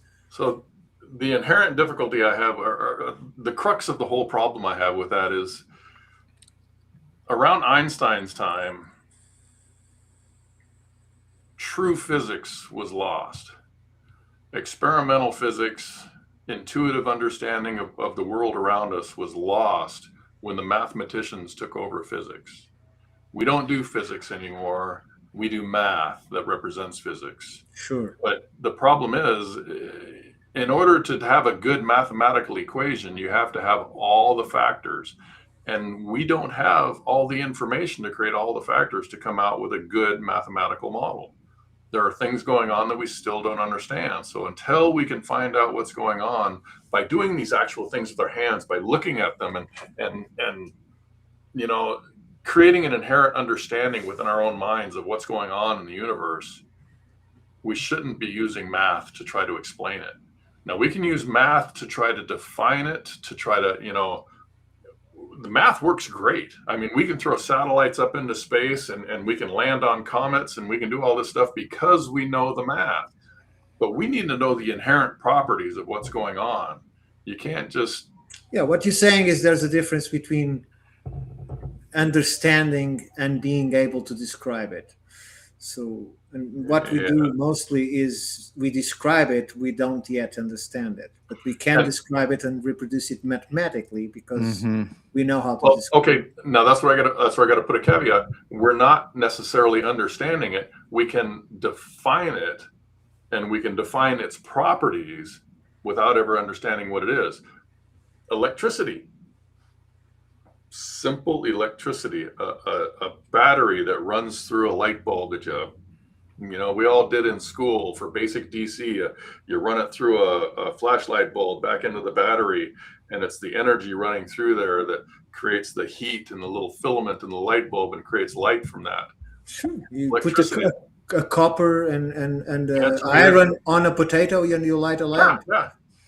What is electricity? So, what are we looking at here, Dan? So on the left is the accretion disk, a polar jet from a Herbig-Haro object. The interesting thing about this is there is no accretion disk.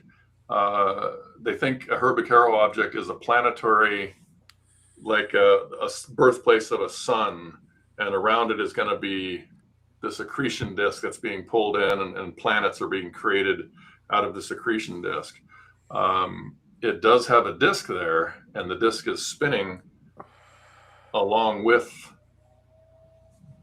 the object, but it's not an accretion disk.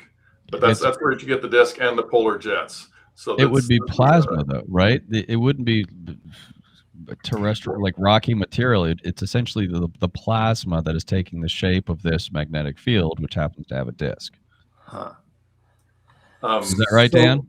If it is a plasma, it's highly dependent on the angle that is being looked at.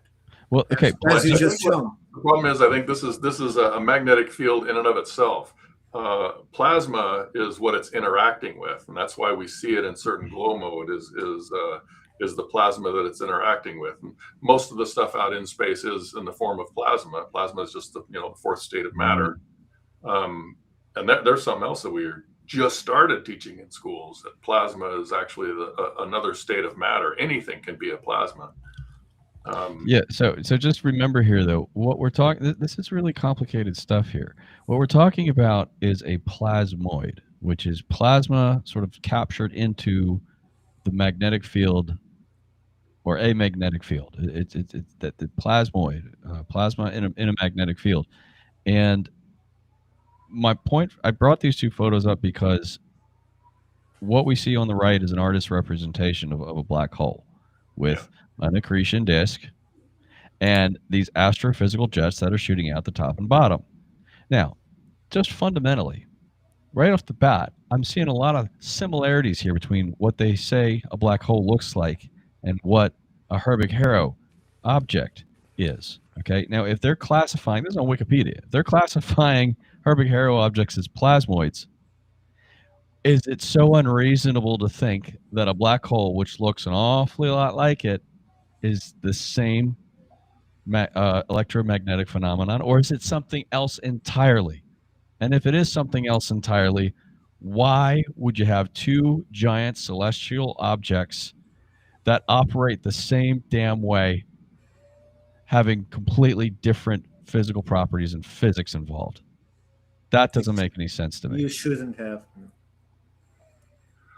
So the black hole, the image on the right, the mainstream definition or the mainstream explanation of these jets is this crazy set of math that they've done to try to make these jets work. It's, I mean, it's really out there. It's these swirling vortex patterns that just don't hold up. They really don't. But a polar jet coming out of a plasmoid not only holds up, but we're able to duplicate that in a lab. I mean, I was going to say fairly easily. It's not easy. It's very difficult, but they have been able to reproduce these things. Yeah. There's So no a way matter to of equipment. reproduce. Pardon? It's just a matter of equipment. It's not hard. It's just a matter of equipment. Yeah. To do. Yeah, you gotta be rich enough to have something like this. Montgomery Childs and the Sapphire Project, he's doing some really great stuff with Exactly. And Ian Landgold is working on this for some years now. Yeah, That is one purpose. That are getting billions of dollars of funded money from governments and institutions. That's what I was going to say about. No, not Ian Landgold, silly me. Asim Aramein. I'm sorry. Ian Landgold is Maya Calendar, and he's dead, unfortunately. I'm talking about Asim Aramein. His institute is dedicated to this. At least it has been in the last few years. Can you guys see this right here? Okay, Yep. This is an actual photo. And where we're saying Squatterman is right here in the center in the invisible portion of it. Okay, and the torus is essentially, I guess, this big, roughly speaking. And, well, who knows exactly, but the torus is here between these two astrophysical jets. And we can clearly see this thing's shooting out. Oh, and I guess, would the torus be this part here, Dan? Yeah, it would be much larger. It's coming off of that. Yeah, here's the top. Much like our using two different sizes of batteries on there, it's going to be the same thing. It's depending on how long or how large the center object is, because it's the center object that is the actual crux of what's going on. The magnetic field is an outer representation of what's happening in a very small area. So Yeah, I mean, the cosmic dust. we really want to discover what is at the center of these things. That dust that we can see there, or matter, is somewhat reacting to that toroid. It's not representing it exactly, Right. but it's somehow reacting to its energy. Yeah. Yeah. So like this entity is drifting through space, and it hits a cloud of dust or plasma or something like that, and it's having this reaction. So that's why we are able to visualize it. Sure, Otherwise, like it would be like a invisible. tornado. like a tornado until Yeah, it reaches yeah. the ground and or has enough debris when it's rotating. You don't see it. It's Yeah, just there wind. you go. It's just wind. And we had the quote unquote benefit of sort of answering what's at the center of these things, because the geomorphology of its destruction matches the physical properties of this thing, and we've got a singed Q-tip in China, I, 150 miles long. I know what's at the center of it, guys. Zeus. Zeus is at the center of it. They call that And- the thunderbolts of the gods. You know, if Yeah. they knew about this stuff 15,000 years ago, and you know, the I don't want to mispronounce it, but there are texts coming out of India that talk about these weapons that are being used that could have been driven by these things. You know, some massively powerful weapons that Yeah, that we see representations as scepters that they hold in their hands with both two tridents, one above and one below, or sometimes it's just a fork above and a fork below. Oh yeah. And if there's all this, the Vedic texts. yeah, let me. I want to throw this out there before I forget, because this is my hot take. Okay, Hot take coming. coming. We're all fired up tonight. Okay, you guys remember Catherine Ulysses, and she was talking about the intentional burial of Egypt. Yes, that was a standout presentation at Cosmic Summit that like was taking place at the same time as somebody else like super famous. So not as many people were there as should have been, but that was outstanding.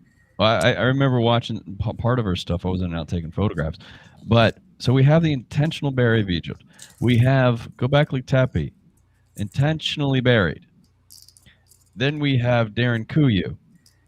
So I'm really wondering if this intentional burial, I think we've been using the word preserve to preserve these sites, which is not too dissimilar from what I'm about to propose. It's not necessarily to preserve. It is to protect. That's right. Oh my God, this stuff, like if it shot a bunch of stuff up into space and it keeps raining down on us for a period of 1,000 years, and it was consistent enough, cyclical enough to know like we can't just live outside anymore. We have to go inside. And if they were an advanced civilization and they wanted to ensure that we saw all this stuff 2,000, 10,000 years later, then it really comes down to a matter of protecting these sites from all the stuff that's just raining down from above. Yeah. So potentially 1,000 years, like after the event. I don't have any idea. I'm just saying that the 1,000 years was the Younger Dryas. You know, I think there was general consensus that there was an event that started it and an event that ended it. And some in between too, supposedly. Yeah. So if Dan's plasmoid threw a bunch of stuff up into the air, I mean, you saw the sugar demonstration. It's throwing it all over the place. It's showing it. It's throwing it across over towards the Americas. It's throwing it straight up into space, and some of that's going to come back down. I mean, if we're talking about a star that's thousands of miles, I mean, that is a lot of stuff, man. A lot of stuff. Well, Robert Schoch's most recent book is very detailed and compelling as far as he says, I think it's a CME, yeah. But it's just the amount of evidence of like civilizations recording these images is just absolutely staggering. Yeah. So, and one last thing.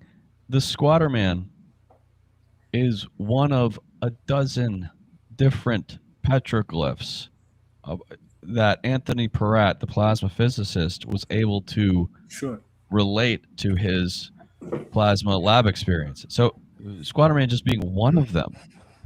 And if we have half dozen to a dozen more of these things, I mean, that must have been, if they were at all anywhere in any way, shape, or form as close to as destructive as this one. I mean, I don't know how we're still here. What do you got there, Dan? Yeah, let me unshare the screen there and make him bigger. There we go. What do we got? This is oddly enough a shirt that I got from the Electric Universe. And it says it's thunderstuff.com. But these are petroglyphs the world over point to plasma discharge. And this is petroglyphs from all over the world, different shapes that represent or look just like different kinds of plasma discharges. Yeah. Sweet. And the other one up They there have is, the other side of the T-shirt. When the shirt, I finally wore it out. My wife took it and she cut. I would definitely wear that out. I'd wear that everywhere. I've got another one because I'd rock that all the time. Yeah. Yeah. Oh yeah. Yeah, these are awesome. My wife, she's so great. She made picture frames out of them. That is nice of her. That's a great idea. And so the DUI, it's not only you. You choose your better half also indulges in it, which is great.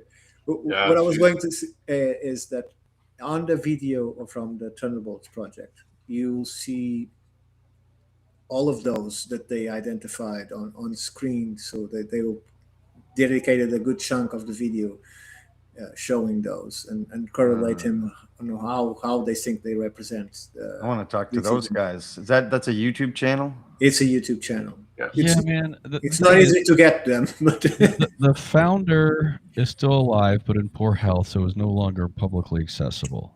Okay, his kids sort of run the channel, and they get guest contributions from some other independent researchers out there.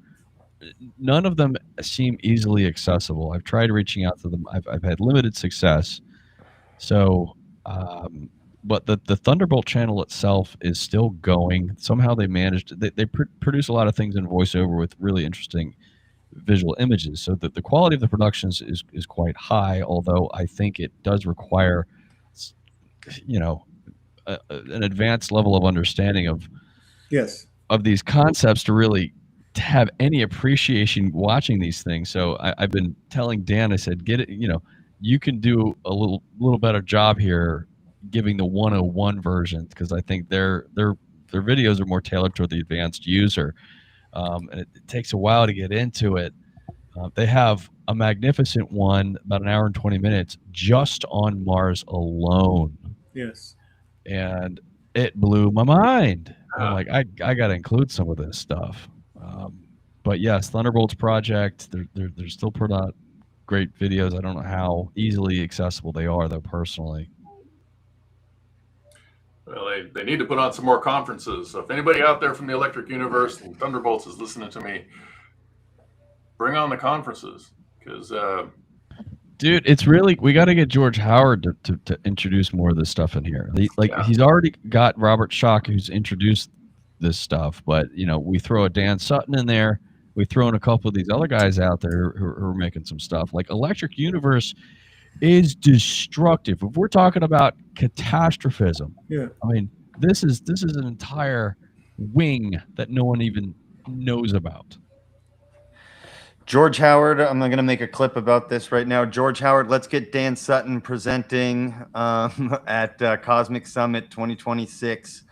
That's what the people want. I'm going to make a clip, post that, because I think it adds to the equation. You can't leave it out. You can't leave Electric Universe out.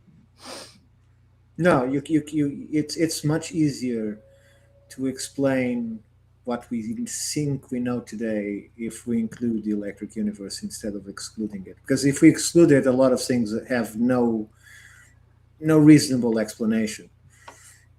Do that again. I missed it. My bad. Yeah. What's funny is this is the second time I've done this in a row, but we went head to head with Wandering Wolf and Dr. Greg Little tonight. That's okay. I'm going to watch that one later, though. I was going to tell you that, but I forgot.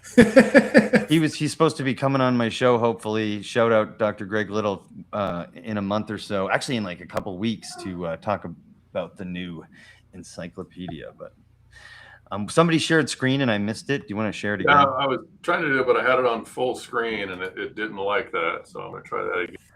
I think it was my fault. Or maybe, I don't know. I unclicked it weird. So, Dan, what's coming up in the future, my man? Like, what are we working on? What can we expect from your channel? I have a few other crazy things to talk about. One of them is this between Earth and Mars. Oh, you were talking about the Grand Canyon being such a large This was on his screen. This was on his screen at Cosmic Summit. He just was standing there at one of these cocktail tables with his laptop open, and this on his screen. And I'm looking at this. I'm like, oh my god, I haven't seen this before. Yeah, I've seen this in the Thunderbirds project. I have not seen this. Video. This is wild. Yeah, they show how this could all be created. By Dave, look at this. I mean, is this? Yeah, that's stunning. It really is. Is this not obvious? That would have stopped me as well. Yeah, because there are so many things here that have similarities that people haven't seen, and this is what I was showing to Ginger and the pilot. I can't remember the pilot's name. Mike. When Ginger said, "I've got somebody who needs to see this," and she ran and got BCD. Yes, catching on, BCD. Yeah, who the hell is this guy with the scar? I haven't seen this before, and I've seen everything. Yellowstone, or the center of actually right here. This is the center of Yellowstone, which is represented right here. You have it curving up this way, as well as down here on Mars, it curves up this way. Here on the Earth, it curves down, and then you got the archipelago, this circle that's happening up here. Wait a minute, it's also curving down here, and you got the same kind of circle that's happening here. So you got a split between the mountains, and here you have a split between the mountains. And right down here, this little piece down here on Mars, isn't that the Baja Peninsula, the Gulf of California, represented in the same place? And then here's another one. Because Earth is so large, the picture of Mars is actually blown up, so that it looks like the Earth and Mars are same sizes. Right. It's half the size. This whole thing here, which looks like an anode cathode discharge between these two areas, is represented here on the Earth as well, between the Black Hills, South Dakota, and the Badlands. And you can look at the Badlands, and you can see how these are excavated. I've been there. It's amazing. Yeah, anode and cathode. Dan, explain, like, how is that geologically significant? Anode and cathode, what do they mean in terms of geology here? Geologists wouldn't recognize what anode and cathode means, because an electrician would, because it's two different sides of a polarized electric field. When they come together and you have a discharge, it's discharging from the anode to the cathode, or vice versa. I can't remember which one, but one of them is an anode, one is a cathode when they're interacting with each other. So they create an arc. Yeah. Yes, but here in the landscape here, one of these is an elevation and one of these is a depression. So one is being excavated, it's being ripped out, and the other one is either being pulled out from deep inside the Earth, lifting up the mountains, or it's being deposited on. Which one has happened, I don't actually know. But you can see that it's a mountain range built here, and then it's a valley cut out here. And it has that same kind of butterfly shape that Andrew Hall speaks about. Now, Andrew Hall, the guy's just absolutely brilliant when it comes to these electrical discharges. He can explain many of these things. Does he have a YouTube channel or anything? Who's he? He's part of the Thunderbolts project, so he has several videos on the Thunderbolts talking about arc blast patterns. Yeah. They show this on lab, so they have this apparatus. This I don't know how to call it, but it's just a big plate of plastic. They create the electric discharge, and the scars that it produces on the matter that they have on that plane surface are very similar to the marks that we find in the Earth or in Mars. Or in this particular case, they were showing how this was created by electric discharge. Right. Yeah, but this will include, obviously, then people bring Valiovsky to the question because of the planets moving and passing near to each other and creating electric discharge between one and another and so on. but it doesn't require that. Obviously, it can be explained other ways. Dudes, let me show you one thing here. Let me just share my screen because I want to. Now that we have this up here, Dan, I noticed another formation that looks just here. Here we go. Well, Look we have to call this the BCD. Yeah. So Dan and I are talking about these little black spots, okay? And here, these black spots are like sparks shooting off from a welder's Like gun, spatter right? coming off of an arc welding. Spatter, okay?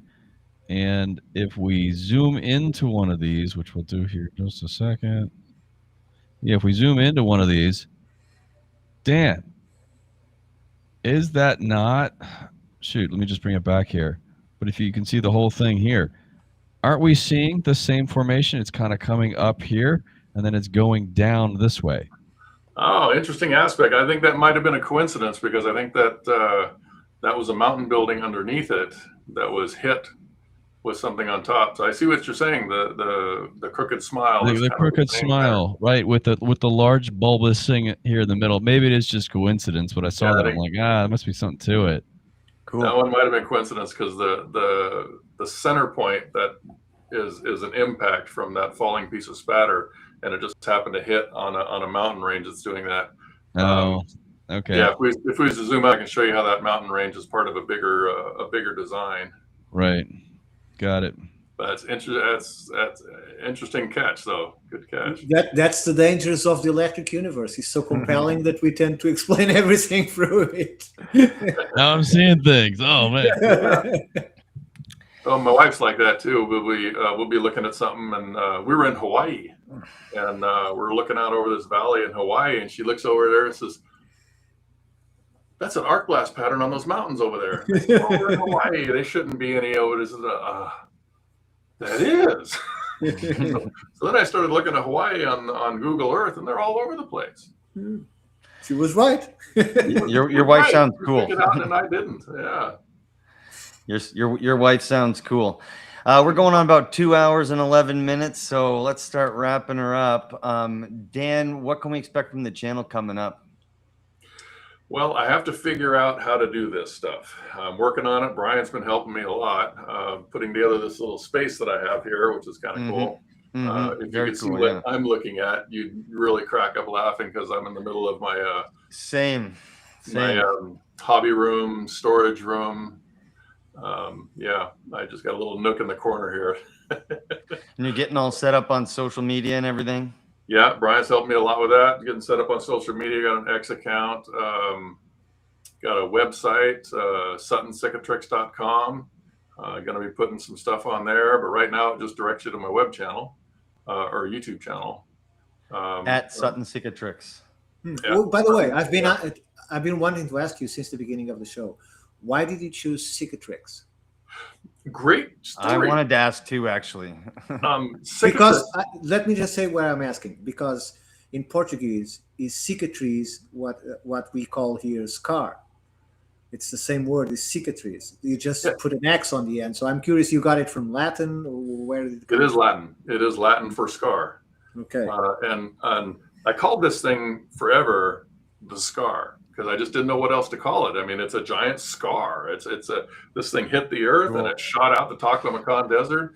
I used to call the Taklamakan Desert the exit wound because that's where everything shot out from. And then it got bigger, and I realized that the Tibetan Plateau and the Himalayan mountain range. Then all of a sudden, this line that runs all the way to the North Sea and then out through the between India and Australia, it got bigger, and it's like, well, it's a giant scar. So I've been calling it the scar.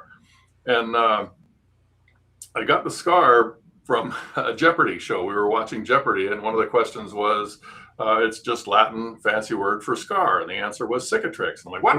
Wait, what was that? And had to back it up and look at it again. And oh my gosh, I've got that video. Do I have it? I do actually have the video. That's too funny. But it was the Sahara Desert And I also believe this created the Sahara Desert, buried the Sahara Desert in sand, because they don't know where the sand came from the Sahara Desert. It just all of a sudden appeared. It used to be lush in North Africa, as it should be. It should be a lush area. It's in a tropical zone, right? Why is a tropical zone covered in desert? It doesn't make sense. It's wrong. It's because it was buried from all this stuff that was ejected out of the earth. So when you say Sahara Desert, what does Sahara mean translated into English? It means desert. So you're saying the desert. So I thought it was cool to call it the scar cicatrix, because you're saying the scar, Yes. desert. And then Brian gave me the idea, BCD gave me the idea, why don't you put your name on it? And I'm like, well, I don't know. He says, yeah, you should call it Sutton cicatrix. Because then in 100 years, if I can get this thing really to catch on, because I believe it is real, it's not something I went looking for, it found me. And in 100 years, when people look at this Sutton cicatrix, they're going to know it was that Sutton guy. Legacy. I like it. Yeah. Sutton cicatrix. So it was Brian that gave me the Sutton for Sutton cicatrix, and it was Jeopardy that gave me cicatrix. The man deserves it. I mean, look at this thing. And by the way, just look at, if you now look at the Sahara Desert and this whole region, I mean, doesn't it just look like something just went just like right there? I mean, it's right in the path. And you got to account for the Earth's rotation too. The Earth is going this way. So it came down here, Earth rotated, and just wiped out the entire. Tell me that doesn't all look like it happened all at the same time. It just answers so many gosh darn questions. Well, it's interesting that on the outskirts of that, we found a buried, lost civilization in ancient Egypt. I find that very interesting because, to me, my mind goes to what is buried under there. I know. What I mean? That's so interesting. We'll find a lot more. What do they say? Like 5% of that has been explored, and only a small fraction of a percent has actually been excavated. Yeah, to look at the whole valley, that is enormous valley, is filled with structures like that. They don't even know how many. So. Yeah. Amazing. And there's a YouTube channel out there called Shattered History, I think, where this girl talks about how everything was stopped. That we're doing massive constructions all over the place, and it just shows halfway through or approaching a finish, but not finished. It just stopped. And I believe it was because it was all brought to a halt, that this thing wiped out civilization. I also believe that the reason we can't make megalithic structures like they did then is because Gravity. We don't have the same electrical potential on the earth as what we had back then. We had this massive electric field to choose from or to pull from, so we could levitate rocks. We could levitate these giant things. We could put rocks together, charge them with electricity, and dissolve them into one another and create these giant rocks. That's a whole other thing that's going to be coming out, is my theory on how these megalithic structures were created. Gravity was less. If gravity was less, wouldn't it not have made it easier to make a big ass ball back stone, It would have made it a lot easier. Plus being able to lift it with the static field around the earth, we could generate static electricity or move static electricity around these objects and lift them up. So I think it would have been very easy. If I can do a little bit of self-promoting, then I recommend that you read my book, The Resonant Earth.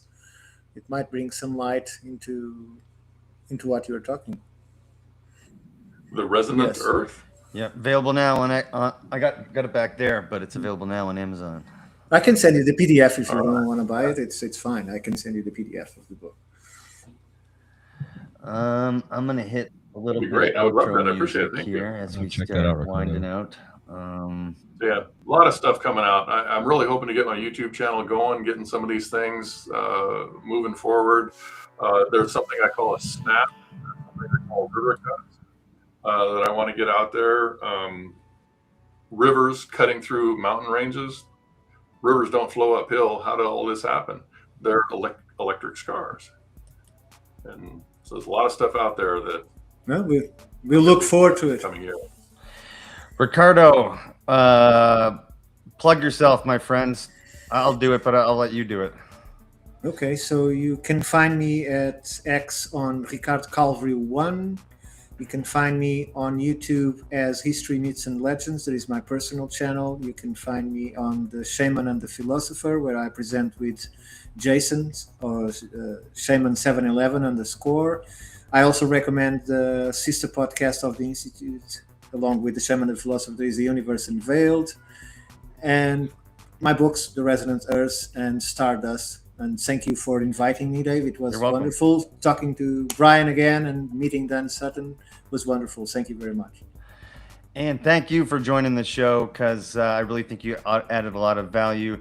And Ricardo's the hardest working man in show business, guys, so go check out his stuff. He's all over the place.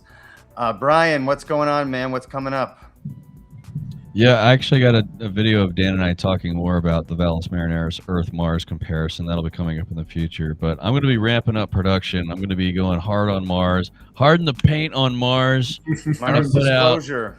Mars Disclosure, thank you. God, I got to remember to say that. Trying to put out 2 videos per week, man, because there's so much stuff we got to get out. And, Dave and I, we're working on some more stuff with Mars there. Hopefully come out. But yes, find more of my work at planet.Dan. There's an entire field of study regarding Mars disclosure that most people don't even know about. So we've got a documentary out, and I continue to work on my YouTube channel at Brian Cory Dobbs, YouTube and X. Yeah, and what he meant there was myself, BCD, Ricardo, Jason Huffman, Shaman711 on X, and Jean Ward. What's his channel called? Just Jean Ward, right? Yeah. And maybe we can invite Dan on occasionally. We're going to do an occasional live stream just promoting the Mars Disclosure community and what these guys are doing, because they're showing a lot of really interesting stuff that I think everyone should take a look at. And hopefully we get a live demo. Is that what I'm hearing, Brian, when we do that? Well, I thought it might be good to try to workshop some of these images, just to here are some that I find significance in. What do you guys think? Mm-hmm. And then alternatively, here are some that I don't feel so good about. What do you guys think? Because I feel like I want to be a little bit more selective with the anomalies that we present from Mars, because sometimes we can get a little carried away with the things that we're seeing. It does happen. But I think it might be worthwhile to open up the conversation. Say, hey guys, here's an oldie but goodie. What does the group think about this? I want to get your feedback, because now that we've got a few of us guys looking at Mars now, which is really cool. Ricardo, I know you've been looking at Mars for probably longer than I have, and Dave, that you've taken an interest to it. Now we of course we got Jean and Jason now. It seems like he's really taken an interest to it. Dan, I know, has got some things to say about it too. So I really want to try to build this Mars community, because UFOs got their people. Younger Dryas has their people. Mars, we need to get organized. So, I think that you guys are worth. We have Max too. I'm going to have Max in 2 or 3 weeks.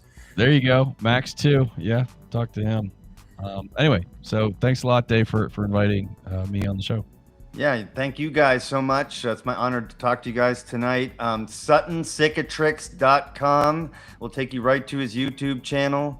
And you can also find everything that we were talking about tonight on Brian Cory Dobbs, Blue Planet Red, at Blue Planet Red on YouTube.